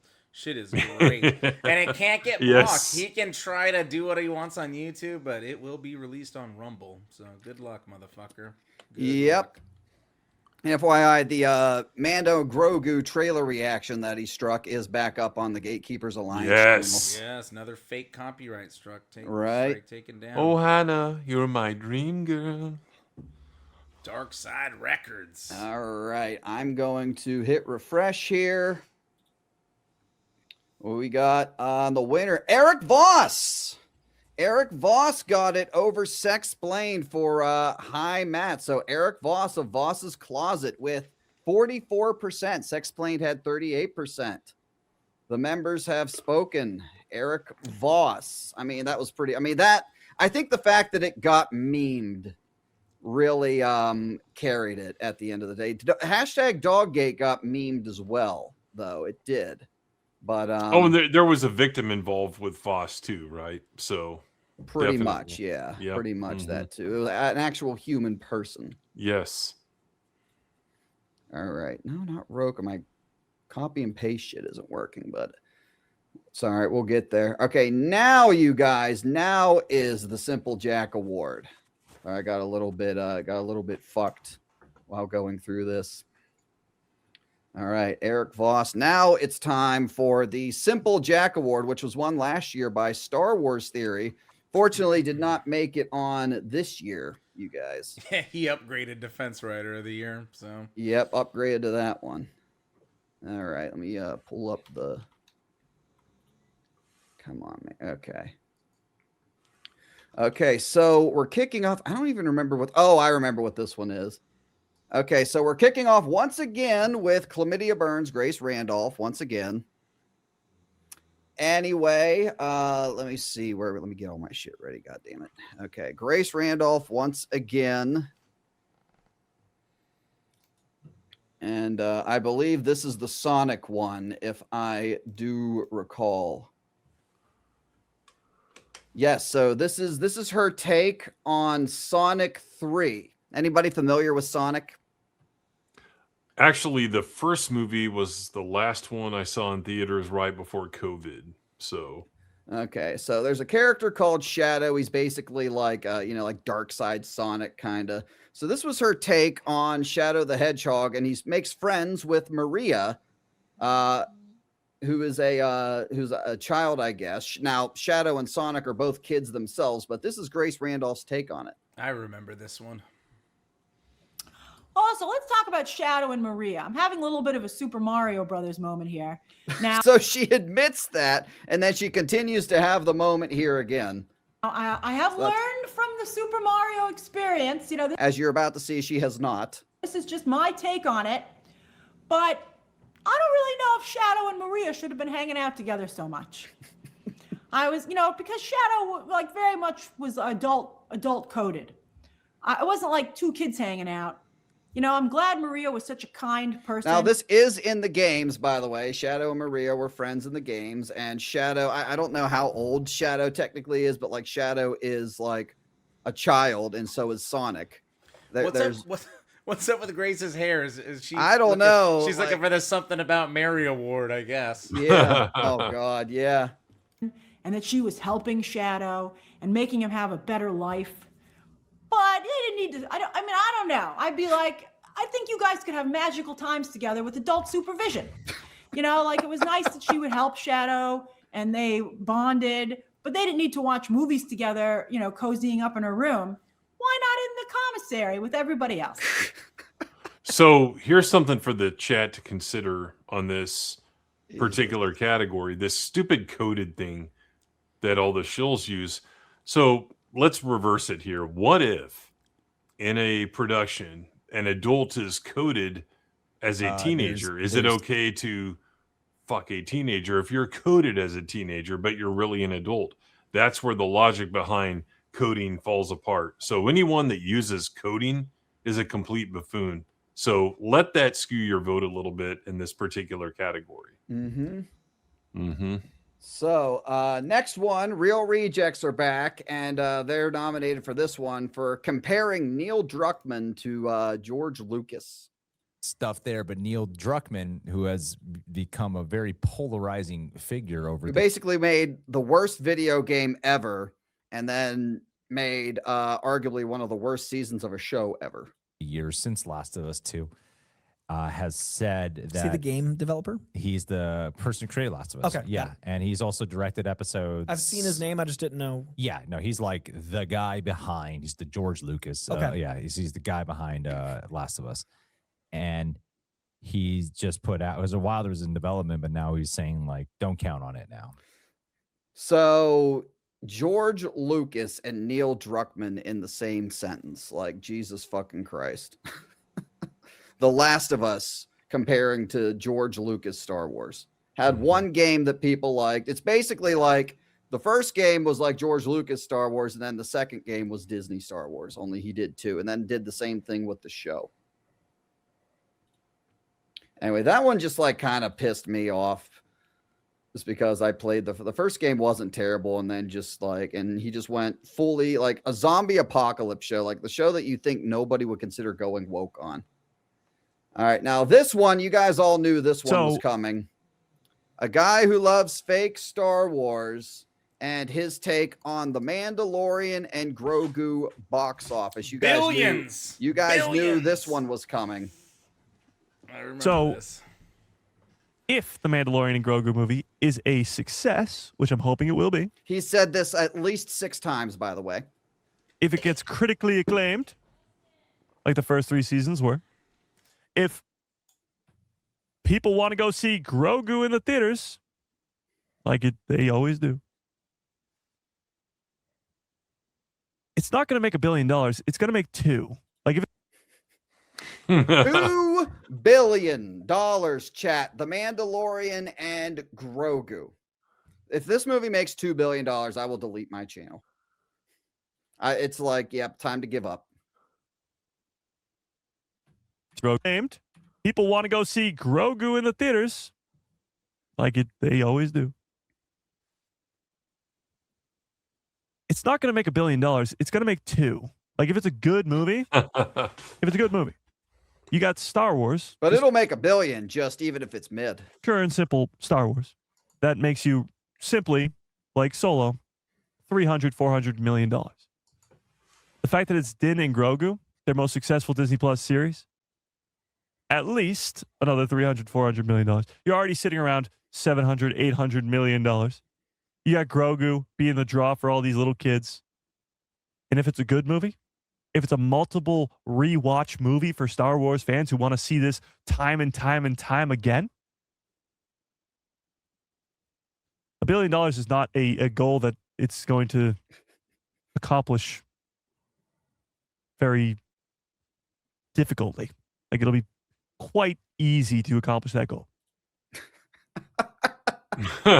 Wow.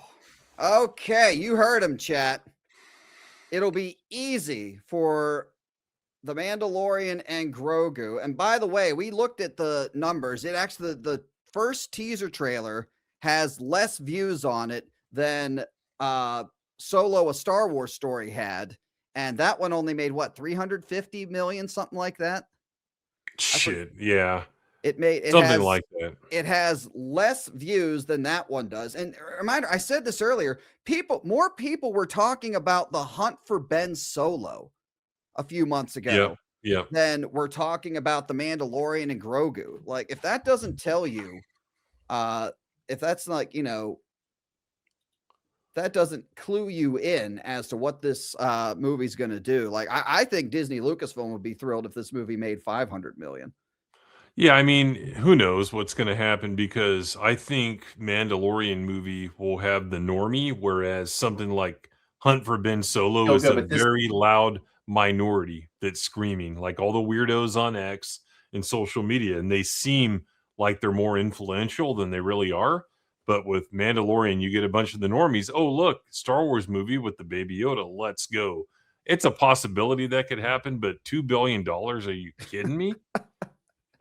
I mean, yeah, I remember like even like some of the like Harloff and Roca were talking about the box office. He's like, if you think it's going to make $1 billion, like they're lowering expectations for it. They're trying to do the lower expectations and be pleasantly surprised tactic.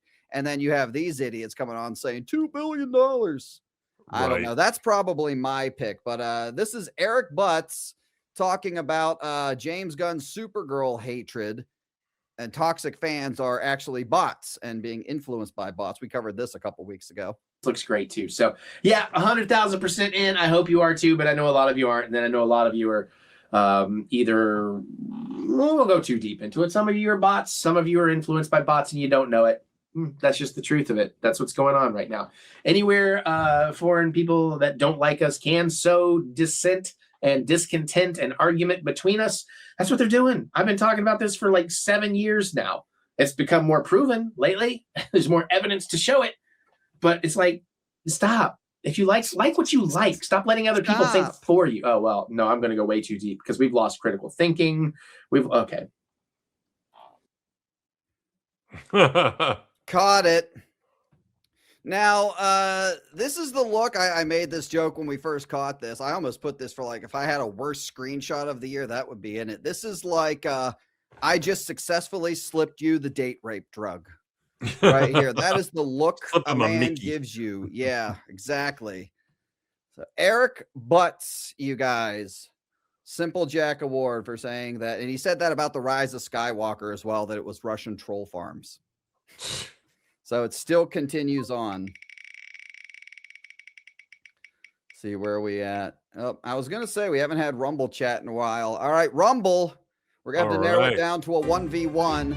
I think it should be a guy who loves fake Star Wars and Eric Butts, personally. What do you think? Oh, man. Yeah, I'd have to go with that just because Butts is so hideous. You know that scene from Uncle Buck? Yeah. Like, here's a quarter. Go have that thing gnawed off. I said that the other day. Did you really? I totally said that. I missed think I said that yesterday. it. That's the first thing you think of. Great man. minds, right? Yep. Exactly. Talking to the principal.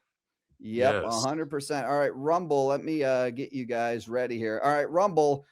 Give us a 1 for a guy who loves fake Star Wars and a 2 for Eric Butts, starting now. 1 for a guy who loves fake Star Wars for The Mandalorian and Grogu making $2 billion, and 2 for Eric Butts, the Russian troll farms. The movie is going to make $1 million. I would say a guy who loves fake Star Wars personally. That's my guess. It's pretty close here. Yeah, I mean, most of these guys are freaking disgusting. I mean, you can just tell they don't use the deodorant and all that kind of stuff. So that skews your vote. I mean, that skews your opinion no matter what. All right. Okay. Jeez, it's pretty split, Grizzly. It is. I'm going to start. Okay. Ones. We have 1, 2, 3, 4, 5, 6, 7 ones. Twos. 1, 2, 3, 4, 5, 6 twos. And we're going to call it a guy who loves fake Star Wars got the Simple Jack Award for The Mandalorian and Grogu, making $2 billion. That's who I would have went with. Thank you, Rumble. Close, very close. But guy who loves fake Star Wars got it, and I think it's the right decision. Super tight. Yeah, it was. Holy shit.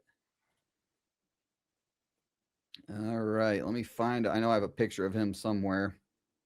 I have that creep shot of Eric Butts too. I would have put that on the thing. There he is. I got the perfect. Hang on, I got the perfect fucking screenshot of this guy. Hang on a second.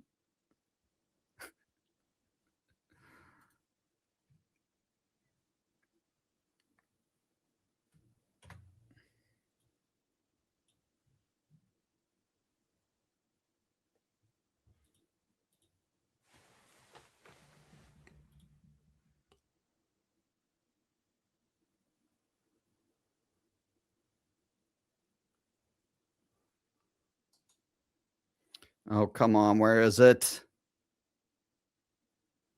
That's one of them, but shit, where's the other one? Oh, there it is. There it is, right there. Perfect. The Mandalorian and Grogu is gonna make $2 billion. There it is. Got it. Looks like he has a mohawk in that one. Right? Yeah. I mean, I'm not gonna talk shit. My hair isn't as that great either, but like, I'm a lot older than he is, though. So I think I get an excuse. And you probably, you know, shower regularly. It's it's obvious this guy doesn't. So, all right, you guys, we got 3 more.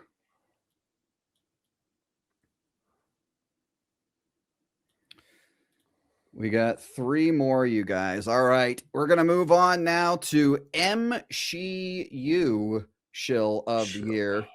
And once again, we have Chlamydia Burns, Grace Randolph leading off once again. I think she got the most nominations.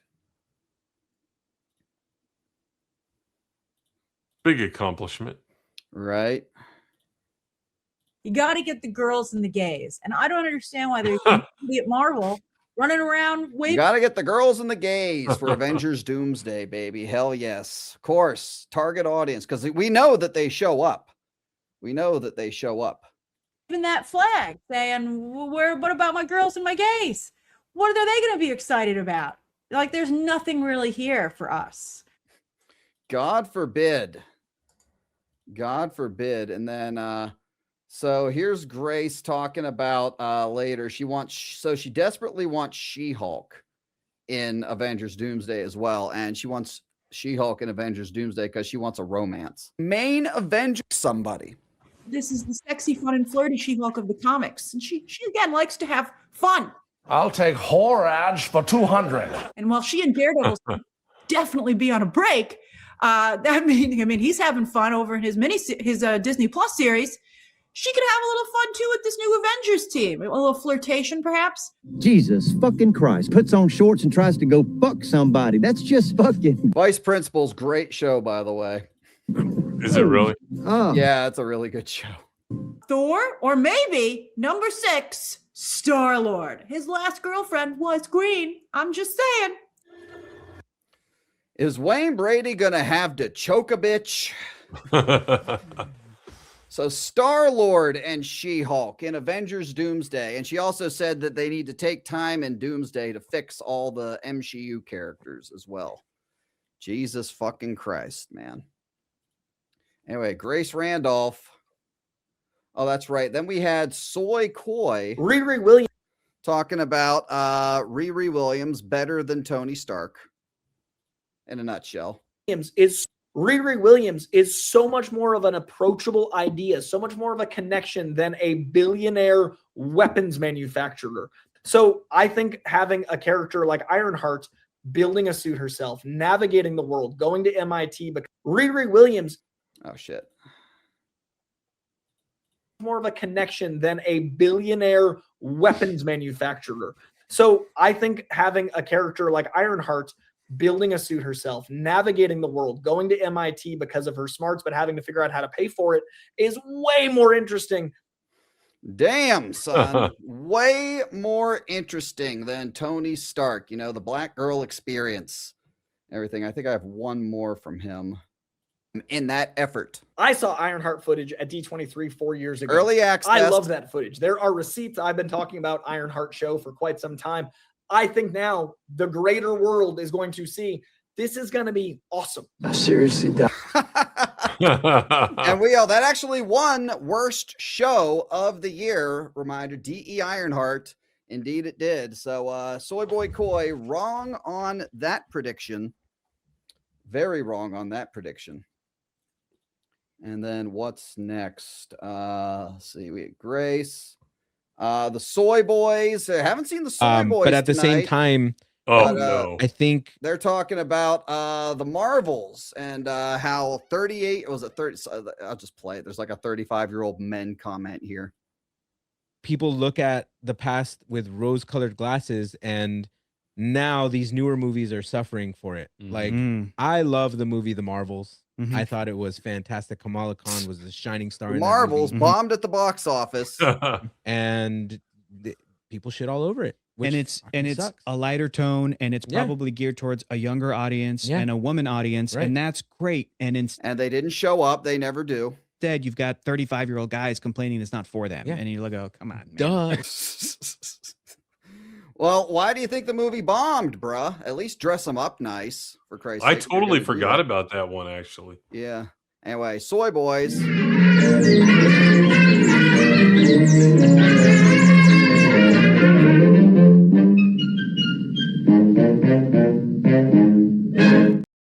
I had to do it. I had to play it. All right. And then we had this guy, Colton, that who had a little bit of a meltdown in my comment section over Superman, which is pretty funny. But he's talking about She-Hulk again, you guys, and just how awful the fan base is. Hulk and what we saw from her character in that She-Hulk series, and how Hang on, I gotta refresh this. I thought that She-Hulk and what we saw from her character in that She-Hulk series, and how well she was portrayed by Tatiana Maslany, and how funny and quirky the character was, I was really excited for it. Now, I know, I can hear you typing. I know that I'm in the minority on that, and by no means do I think that that show Just looks like a Kamala Harris voter. Oh, yeah. perfect show. But you're just lying to yourself if you don't think that the reason that that show is viewed as such a massive failure for Marvel isn't because there was such a vocal minority of people who decided they were going to hate the show before it even came out. Okay, so again, we saw these trailers, and the show looked terrible. It was like full on MCU on the trailers. So you see, they're allowed to say that it's going to be great before it comes out. I mean, look at Soups and Doomsday, for Christ's sake. But, you know, if we say that it's going to suck before it comes out, that's toxic as always. They did the same thing with The Acolyte, another show that I liked. And were they wrong? Nope. A lot of normal people who I have a ton of respect for didn't like that show, and that's totally fine. I'm not sitting here saying, "Oh, you're a misogynist or a bigot or a racist or whatever." That these anti-woke people like to say that we call them because they don't like a show. No, we call you that because you say a bunch of crazy ass shit. It has nothing. I got some crazy ass shit to say. This motherfucker looks like he's homeless. I'm sure you probably already said that. Yeah. but- Yeah, the hair and everything. Yeah. It's Run a really- comb through your damn hair, man. Yeah, it's Come really on. interesting because, again, this is one of those things that we point out. They don't actually watch the videos. They look at a thumbnail. I've actually heard some of these people say this year that they look at a thumbnail and they just say, I'm not watching it just because the thumbnail's racist. I always use the let's talk about it as an example. And they say like, oh, you say a bunch of crazy ass shit, the title of the video, the thumbnail, I'm not going to give it. And then you actually watch the video. They go into all of that stuff, but because you're triggered by a thumbnail, they just plug you into that category and everything. And it's the only reason that we do it is because it's funny and it gets attention. It looks like he's incapable of growing a full beard as well. To do with you not liking the show. Anyway, there are plenty of people who didn't like She-Hulk or didn't like Acolyte or whatever, that completely valid opinion. I'm not sitting here policing them, saying, oh, well, that's a wrong opinion. I would never do that. To be clear, many I love he keeps reiterating this because they know that it's just like, oh, if I say this, then they're gonna fucking come after me and everything. But they got to try to distinguish the toxic and the non-toxic, because again, it's okay for them to dislike things, but it's not okay for us. Meaning genuine people just didn't like the show. That's fine. It's a far from perfect show. but the oh, it's woke crowd, they are the crowd that they were so loud about how awful they thought this show was that it made a lot of people just not even bother to give it a chance, in my opinion. Anyway, and the funny thing is about that show is that like the show went out of its way to attack these people. If you recall, like how were men portrayed? Pierce, you remember how men were portrayed in She-Hulk? Like every single one, except for Daredevil, and that assistant was like a fucking pig and disgusting. Like, you know, you're obviously, and the showrunner said, I forget what was her name, Jessica Gal. She said that she went out of her way to troll the trolls. So what do you expect them to do? Well, the funny thing is that She-Hulk in the 80s, like late 70s, early, that she was like one of the main, like, I'm not a big fan of retreads and passing the mantle and all that shit, but she was one of the accepted, like, retread type characters, and people loved John Byrne's She-Hulk back in the day. It was a big hit with fans, but this was definitely not that. Yeah. All right, YouTube members, we got another one for you guys. I think we have two more, if I'm not mistaken. I think we're going to just finish one. Yeah, we got two more after this. We'll do one for the YouTube chat, one for the Rumble chat to finish things up. Very nice. Get a little time. We're closing in on 4 hours, and I'm starting to run out of energy here. My caffeine is starting to wear off. Let me get the new poll ready to go. If anyone has any recommendations, who am I going to go with? I don't even remember who these people are. Let's see here. So I'm going with Grace on this one. Absolutely. Yeah, we had Grace for the for the shipping She-Hulk and the characters. We had the Soy Boys for the Marvels. We had Colton for attacking She-Hulk critics, and Soy Boy Coy for D.E. Ironheart.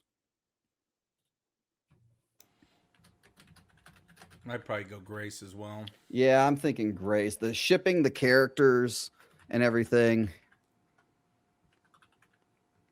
It's surprising Grace doesn't win enough. As it is. Grace was actually my prediction to win this year, be honest with you. I think she got robbed a couple of times.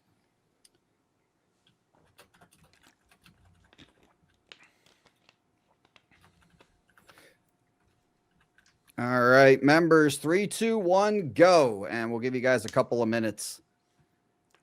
While we're doing that, we get a couple. I think we had a couple more. We had Darius Ford, member for 7 months. $10 says they go to a titty party. Bro, I forget who you were talking about. Sorry. Oh, he was talking about. I think he was talking about painted fingernails in his buddy. Oh, that's right. Yes. Thank you, Bane. Red Jaguar. We got a couple Soy Wilson fans in the chat. Wow, I guess the handful of Soy Wilson fans found this stream. Good shit. And we got Darth Angel for $2. Shadow is canonically 50 years old due to hypersleep. Oh, okay. That's right, but he didn't age that. I don't know. It's a weird take from Grace there. And double A Yaz for $2. $2 billion. D's nuts.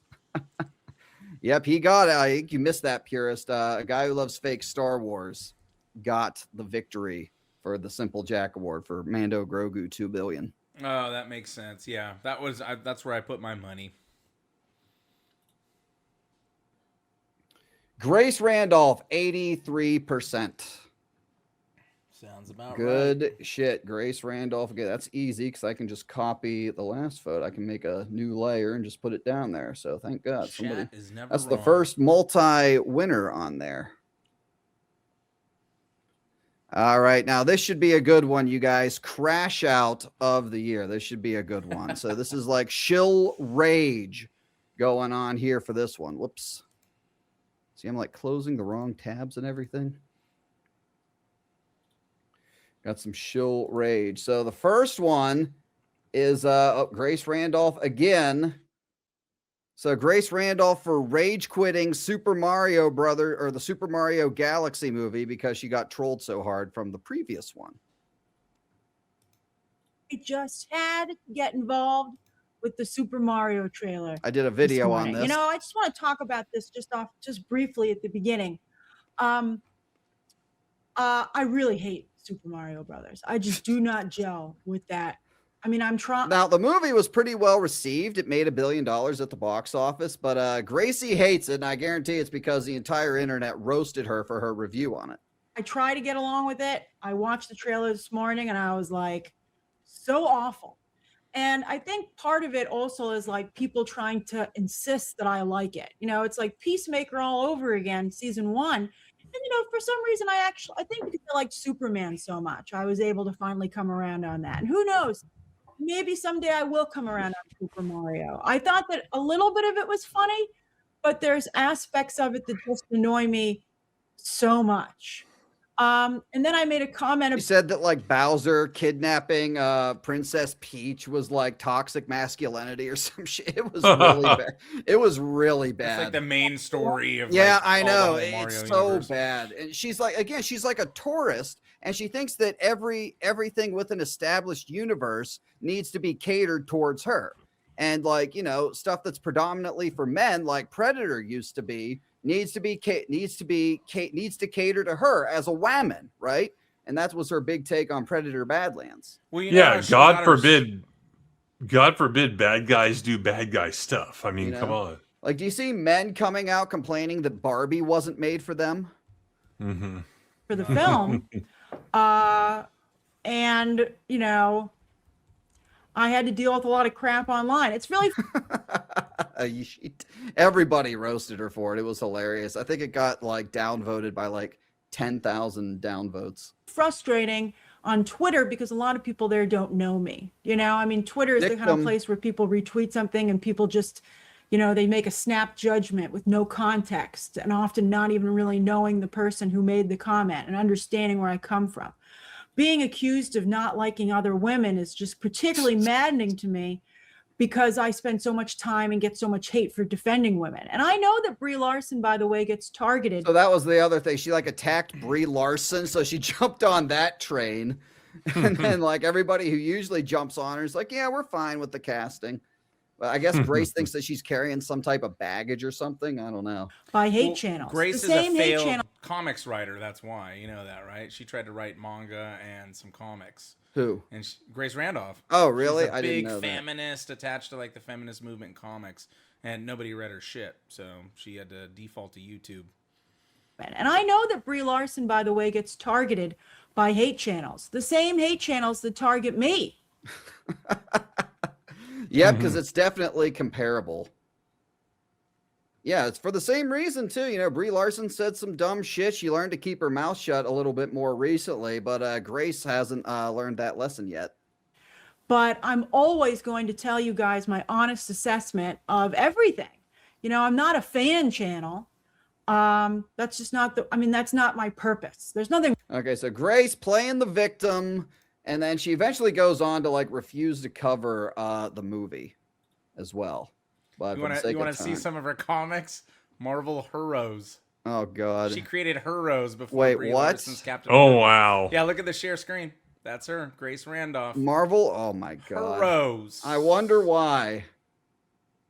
So the that's meme where- is real. The meme. Yeah, that's where the whole I wonder why feminism, I wonder all that why it shit. failed. Mm-hmm. All right, so here we haven't seen Roxy in a while. We got Roxy Stryer, who's a big fan of this channel, obviously. She's So here we go with the bullying of the children. Now, have any of you heard anything about people bullying the new Harry Potter kids on the HBO series? Has anyone heard anything about that? No, and same thing with Skeleton Crew. They Yeah. always, it's. But It's a according red to herring. Roxy, there's this entire movie. All the criticism has been towards Black Snape. That's the criticism of the show thus far. Mhm. But Roxy is just like going out and claiming, and it doesn't show any evidence, of course, they never do, that people are just going after these Harry Potter kids. And she just like crashes out over it. If you care, I care. if you care that Hermione was cast as somebody who may not be white 100%, you are a loser. Okay. You're a loser. Like, there is so much to care about in the world. I don't understand how people spend their time on this. And let's be clear, this is not a race swap. Nowhere In the Harry Potter books, do they call Hermione a white girl? They say she has brown, frizzy hair. So in the play, Hermione is black. In the movie, Hermione is white. And in this new show, Hermione is, we don't even know. We don't even know what race she is, which is why race is so stupid in the first place, because people online are making fun of her for being too white, too black, too Hispanic, too Asian. We don't even know her race. Like, these are probably just accounts with like 1 or 2 followers. Hey, so we know Roxy's very leered. She's very leered. She knows about reading. Yeah, so it's been made clear over the last 5 years. Darth Melvin is a pretty big Potter fan, and he's in the chat saying pale skin was used. I don't know if that's true or not, but Oh yes, Knights of believe Melvin it. is a big Harry Potter fan. Same thing with Snape, right? Yeah. I don't hear what he said. Did he say that? It's a pale skin. So there you go. I bet he's more of a fan than Roxy here is. Swap. From what? The movie that was based off the IP where it didn't say that? You idiots. That's how I feel. Just crash it I out. wanna shake the internet so hard. Why is this your problem? Leave her alone and let this little tan girl whose race we don't even know just do a great job because she out auditioned 10,000 girls. Nips harder than 10,000 Qatar. I was gonna say, is it me or are they hardening during the I rant? think it's I think she's getting angry, dude. Look at her face, man. She's getting pissed. She's getting pissed over nothing. 10,000 girls. 10,000 girls auditioned for this, and she was the best. What is your problem? Like, Yeah, she wins. I haven't seen She the other ones. I wins? think she wins. She wins? I Okay, we remember got this 2 crash more. out. It's cool watching the back of the year like unfold before us. Yeah, it really is. Like, that was kind of like, I ordinarily, as Harry Potter isn't something I don't really follow it, but Harry Potter isn't something I typically cover. But yeah, The ending of one- that clip. That's just crash out. We'll tell the truth. So next up for crash out of the year, we got Joshy. This might counter it though. Oh, Josh shit. Oh, from shit. Den of I Shills forgot. quitting Nerd Theory over $500. Oh, is this the cocaine rant? I think so. I better get this first one. Yeah. I mean, and but Melvin honestly, won. you know, for me, it's really not that deep. It sort of is what Just burped on stream. Explain it, and the reason I even kind of said what happened publicly on Twitter, will tell the truth. I will explain what's going on. Oh shit! Hang on. Sorry, that was I had the clip up. Let's go. It's really not that deep. It sort of is what it is, but I will explain it. And the reason I even kind of said what happened publicly on Twitter or whatever is just basically because, you know, I wanted people, I need a sniff, especially Josh. like Nerd Theory fans, to understand that, frankly, like, I tried. You know what I mean? I tried, and I went as low as I could go. He got carried, by the way, and still justified doing the show. And Theory wouldn't meet me there, and that just is what it is. You know what I mean? Like, it's just a business decision. And like, to be honest with you, I don't even like, I don't have. Then why the sniffing? Like, Who negative walks around? feelings towards him? Like, I'm frustrated. I'm frustrated because I really feel like this is something that we should have just been able to work out. You know what I mean? You know what I mean? I don't think it's a lot of money. I think it's totally reasonable, but I honestly don't have. Like, I don't know what's going on with him. You know what I mean? I don't know his situation. I don't know what the he wanted to split the revenue with you 50-50. That's, I mean, it makes sense to me, but you wanted $500 minimum. That's basically it. Josh isn't worth 500 cents. Our creators update. Deal is. So I'm not, it's not even like a harsh, like, fuck you, you know, kind of a thing. It's really not. Like, it's just, look, the show, Nerd Theory, right? I don't think the guy's in the headspace right now to be making good content in the way that I kind of want to do. And the truth is, like I can deal with that, for $500 an episode. That's what it is. And actually, $500. Oh, I saw the sign outside and it said that you have $500 and so what? $500? $500. It's about the money, money over friendship. Money over friendship. Remember before Nerd Theory started again, he was talking about there's got to be different ways because I'm not just going to read super chat. So he doesn't even want to acknowledge the fucking personal audience. attack. You know, he was making a big deal about not wanting to read super chats and shit like that before they even got back together. Because So, everyone was demanding Darth Melvin. he's such a fucking piece of shit. Yep. Literally, when you can make people feel bad for Star Wars theory, you know you're a fucking piece of shit. Yep. You know? Right. All right, so I mean, last one. Pablo Hidalgo did it back in 2020, so.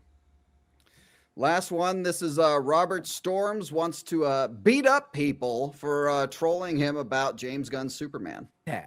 Now, if I'm making a video like this video, then I am fully aware you're going to have those people out there that feel like... What's that picture of the monkeys from Superman that's supposed to represent the internet? Of course. If they have to defend Henry Cavill's in here. Sorry, bro. Superman's trash. Superman's trash. No. Ice Cube's War of the World is trash. Learn to have some kind of etiquette. Adam likes Avatar The Way of Water. When I did my review bashing that, I didn't send Adam the link. I didn't text Adam and said, hey, yo, Avatar 2 sucks balls, bro. So he says earlier, I think I skipped it, but he gives his phone number out to subscribers. And then they were texting him and dude, what's with the wife beater, by the way? But gives his number out to subscribers, and then one of them texted him and said Superman sucks, and he's crashing out about it. Bro, I don't do that. I made my review. I don't do that. It on his own accord. Who does that? When you're doing content on YouTube channel, on a platform, and you're talking about it, job at night, I am relaxing. I shut my mind off. I don't want to hear about this stupid argument of Henry Cavill versus David. I do not care. Why does people feel like it's something that they literally feel like they have to split families up and fight a war over these fictional characters, Nike versus Jordan, Nike's are Jordan, for mentally ill people to say whatever they want without any consequences. Because back in my day, before the internet, if you come up to somebody and you harass them over something stupid like that, you're liable to get your ass kicked. And that's the problem. There's no accountability today. Someone walks up to you and says a movie you like sucks, man. You are liable to get your ass kicked. All right, YouTube. We're going to do YouTube and then Rumble, you guys. Den of Nerds. All right. I don't know. I'm feeling Roxy because hers was definitely the loudest. I'm going her too. Yes. So was Joshy Boy though. Melvin got under Joshy's skin and triggered him so fucking badly. Yes. All right. It's up on YouTube, you guys. Crash out of the year. Grace Randolph for basically getting triggered and refusing to cover Super Mario Galaxy. Roxy for just fake news. Just crashing out over apparently people on the internet bullying. I believe she said somewhere in that rant too, I might have missed it, that people were seeking out the kid. Again, I'm going to need to see evidence of that, sweetheart. And then we got Den of Nerds for the $500, abandoning his friend and then going on that stream and whining about, and then Robert Storms wanting to beat up Superman critics, liable to get your ass kicked. Josh does coke. Great song. Another Dark Side Records hit. Cocaine is a hell of a drug.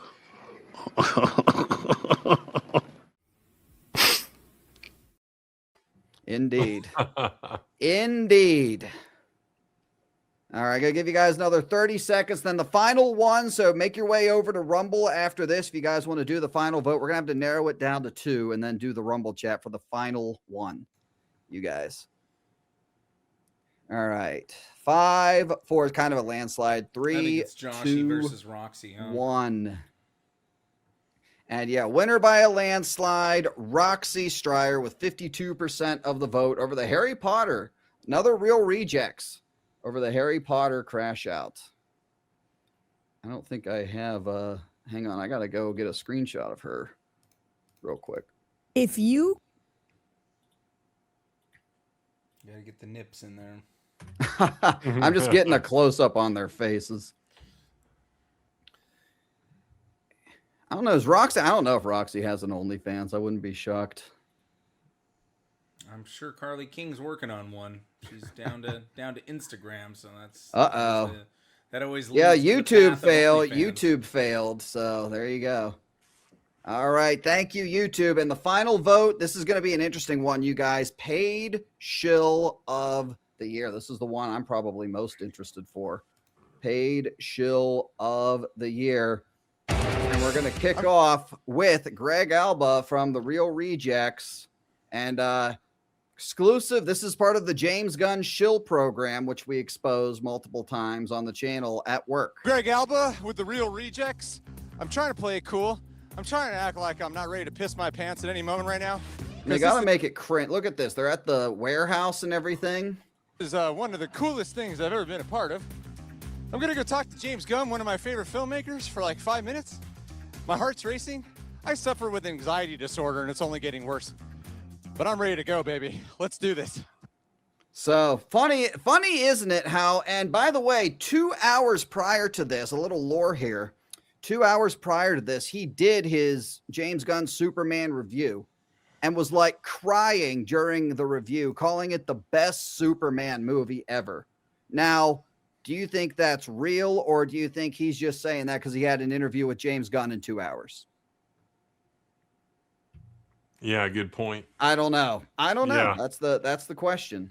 Good point. So they got some goodies and shit. Say hi.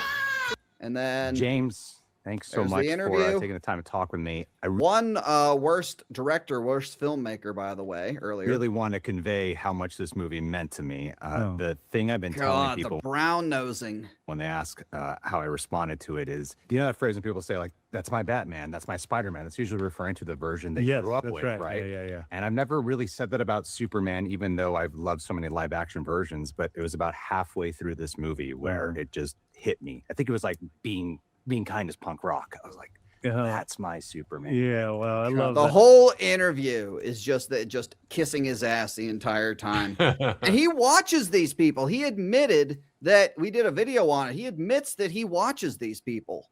He admits it to Eric Voss. We're going to get to that here in just a second. Very tough to beat. And reminder, keep in mind, we're going to have to narrow these down to 2, by the way. So I guess this is both 2 real rejects, but this is so this is Soy Koi, and I really think his body rejected the hair transplant. It doesn't look like it worked out for him. He got a hair transplant. We covered it, but still looks pretty bad.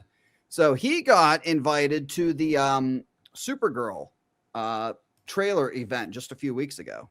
Lovelies. Earlier this week, I was lucky enough to see the Supergirl trailer just a little bit early, and I got to see it with Supergirl herself, with director Craig Gillespie, with James Gunn and Peter Safran. It was, and also he works for them as well, so which means that he collects a paycheck. It was an incredible experience, and I wanted to share it with you. I wanted to bring you along with me, hearing the tales of the experience as well as what the whole event was like. Now, last year, Warner Brothers did the same thing with Superman. They kicked off a 7-month promo campaign with a great trailer event, and I made a similar video. I got to talk about my conversations with everyone involved with making Superman. I got to So here's where he says that he's employed by Warner Brothers right away. Now, if you're new to this page, please hit that subscription bell. I do lots of stuff like this. I am a DC Studios comic correspondent. I work with DC Studios, and so there you go, receives a paycheck. And here we have interview with Craig Gillespie. There he is talking to him, talking with Supergirl, Millie Alcock, talking with James Gunn, did basically all of that. So that's Soy Boy Koi. Probably gonna have to do one of the 2 real rejects there. And then, so here's the, so Chris Stuckman, he's actually nominated for a funny reason. So he's nominated for basically in the middle of his reviews, posting a gambling ad. Now I can't play the whole thing because my video got fucking like age restricted. His did too, but my got age restricted for covering it. So we're just going to play the beginning part. So we start off with his review. On M. Chu, and is the grand finale of the musical that began last year. After challenging the wizard's totalitarian regime in Oz, Elphaba must grapple with her identity as the Wicked Witch of the West. Meanwhile, the wizard has given Glinda the title Glinda the Good and a public status as the nation's defender against Elphaba. So the two witches must make decisions that seal their fates in this second musical installment. But I also want to give a big thank you to the sponsor for this video, Zynga. So 38 seconds into the video, advertisement. And this is a 5-minute video. And this goes on for like a minute and a half. You know that moment in Wicked when everything's glowing green? That's kind of how this new Hit It Rich update feels. It's theatrical, it's fun, and download social casino app. No real money. Promoting gambling on an advertisement. He got like roasted by his own fans for this. I don't know if I have the likes and dislikes here. Oh, let me hit refresh here, see if it pops up. This section got roasted too. Yeah, look at this, 6.4K dislikes to 1.6K likes. He got roasted for this. All right, and last but not least for Paige Shill, we got Soup. I can't believe I'm saying this guy. Well, there you have it right there. First image. There he is on the set of James Gunn's Superman, sitting right next to James Gunn. Paige Shill of the Year. Guys, but come with me to the set of Superman. Good So Lord. guys, this is probably the greatest video I have ever made in my life with him. I don't know how this is a real moment in my life. Now, this guy has like several like insane accusations against him for like encouraging his like former manager to like commit self-harm. I'll put it that way, and shit like that. And he like continues to get access to these things. He just got invited to hang out with the Russo brothers as well. We covered that yesterday on the channel. Life. And the fact that today I'm going to see this logo come in contact with Superman means absolutely everything to me. Good Lord. It's pathetic. So he's like sitting backstage while they're like filming shit. And then, you know, here you go once again. And he calls me over to Video Village, which for those of you who don't know, it's kind of like where they have a massive monitor where they can see all of the screens of all of the different camera angles. And he shows me some like previs of an action sequence from this film that looks absolutely insane. The type of action sequence that we've never seen in a live action Superman. Good Lord. And yeah, Russo brothers as well. I think I might have a screenshot of that here. Let me look. James briefly. Gunn looks really thrilled to have him sitting next to him too. Right. He's like, does this motherfucker ever shut up?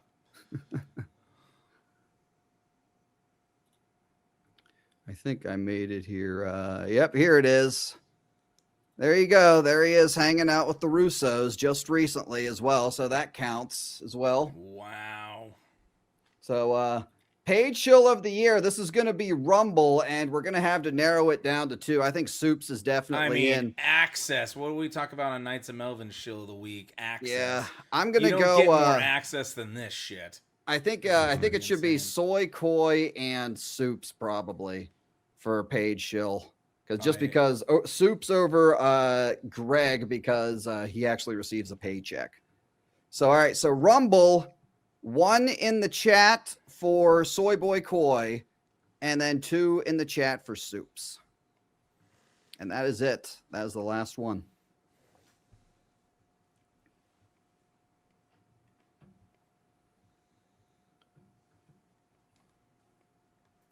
See if it's a landslide or not.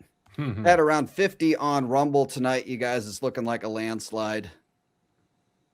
Might have to call Hard to it. disagree with that selection. Yeah, I think we're going to have to call it. Everything is a 2. Soups is the paid shill of the year. Congratulations, Soups.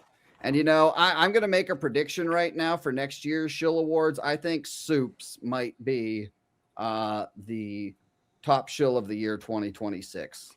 The sweeper. Yep. I mean, he's got Supergirl coming, and then he's got Doomsday. He's already gotten access to both. If he hits the Doomsday, like Joshy Boy's been doing the Doomsday leaks for a whole fucking year straight, yeah, it's going to be hard for him not to be. Hell yeah, man. Hell yeah. So let me put up the official standings to get the stream to move along a little quicker. I wasn't doing it every single time because that was going through those, taking a lot of time for me to go do that. I'm gonna have to get the OBS working on that for next year's show. All right, you guys, here it is.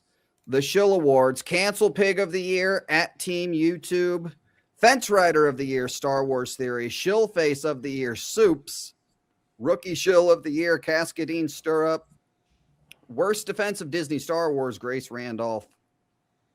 Worst Reaction Previewed, SJW of the Year, Roka, along with his silver medal. Crash Out of the Year. Oh, wait, that's not right. Hang on a second.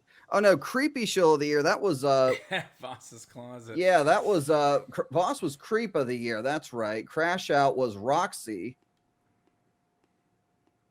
Oh, wait, no, hang on. No, I had it right. God damn it. That's right. Worst Defense of Disney Star Wars, Grace Randolph. Worst Reaction, SJW. Creepy Shill is Eric Voss. My bad. I was looking up for that one. The Simple Jack Award, a guy who loves fake Star Wars, Mando Grogu making $2 billion. MCU Shill, Grace Randolph. Crash Out, Roxy Stryer. And Paid Shill of the Year, Soups. So interesting. Oh, no, they did. The only one of the real rejects who are the top Shill of the Year to win an award was Roxy, believe it or not. Holy shit. Wow. All right. Infinite Multiverse for $2. Give me 500 Theory. You know I'm worth it, baby. All right. Well, guys, that was the 2025 Shill Awards. You guys, we made it just under 4 hours. My caffeine is starting to wear off, and I got to work in the morning. So I think I'm going to kind of bounce and get out of here. Tim, United Spacers Alliance, thank you for coming and sticking through for the entire thing. Bane of the Shills, thank you as well for sticking through the entire thing. My Nerdy Home, OG Star Wars, JJ Plagiarisms, of course, honorable mention. Jedi Survivor. Right. Did not. Well, I thought he was going to carry Fence Rider for that. Shout out to Cal Kestis for the special appearance. Yeah, thank you guys. Be sure to follow everyone who joined tonight. Their links are in the description, both Rumble and YouTube.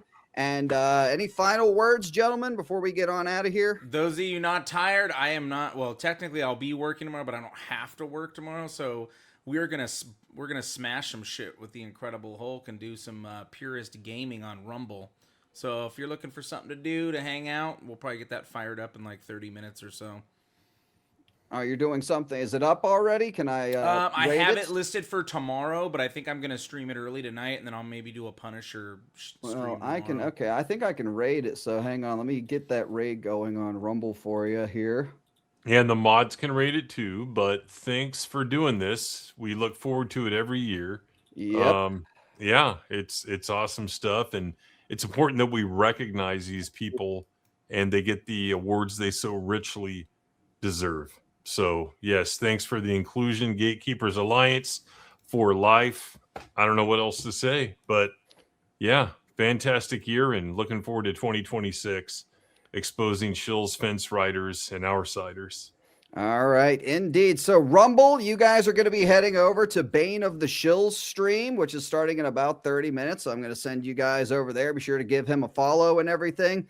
Thank you all on YouTube. Thank you for everyone who became members, gifted subs, Rumble rants, super chats, everything. Love you guys. And channel members, I will see you guys on Sunday for the members only stream. Everyone else, I'll see you next Thursday for Shill Watch Alongs episode 96. Kicking off 2020. We're going to do it again next year. So thank you all for tuning in tonight. We appreciate it. And have a great night. Happy New Year. Once again, it's still got 1 minute left in New Year's Day. So happy New Year once again, everyone. Peace out. Bye. Later.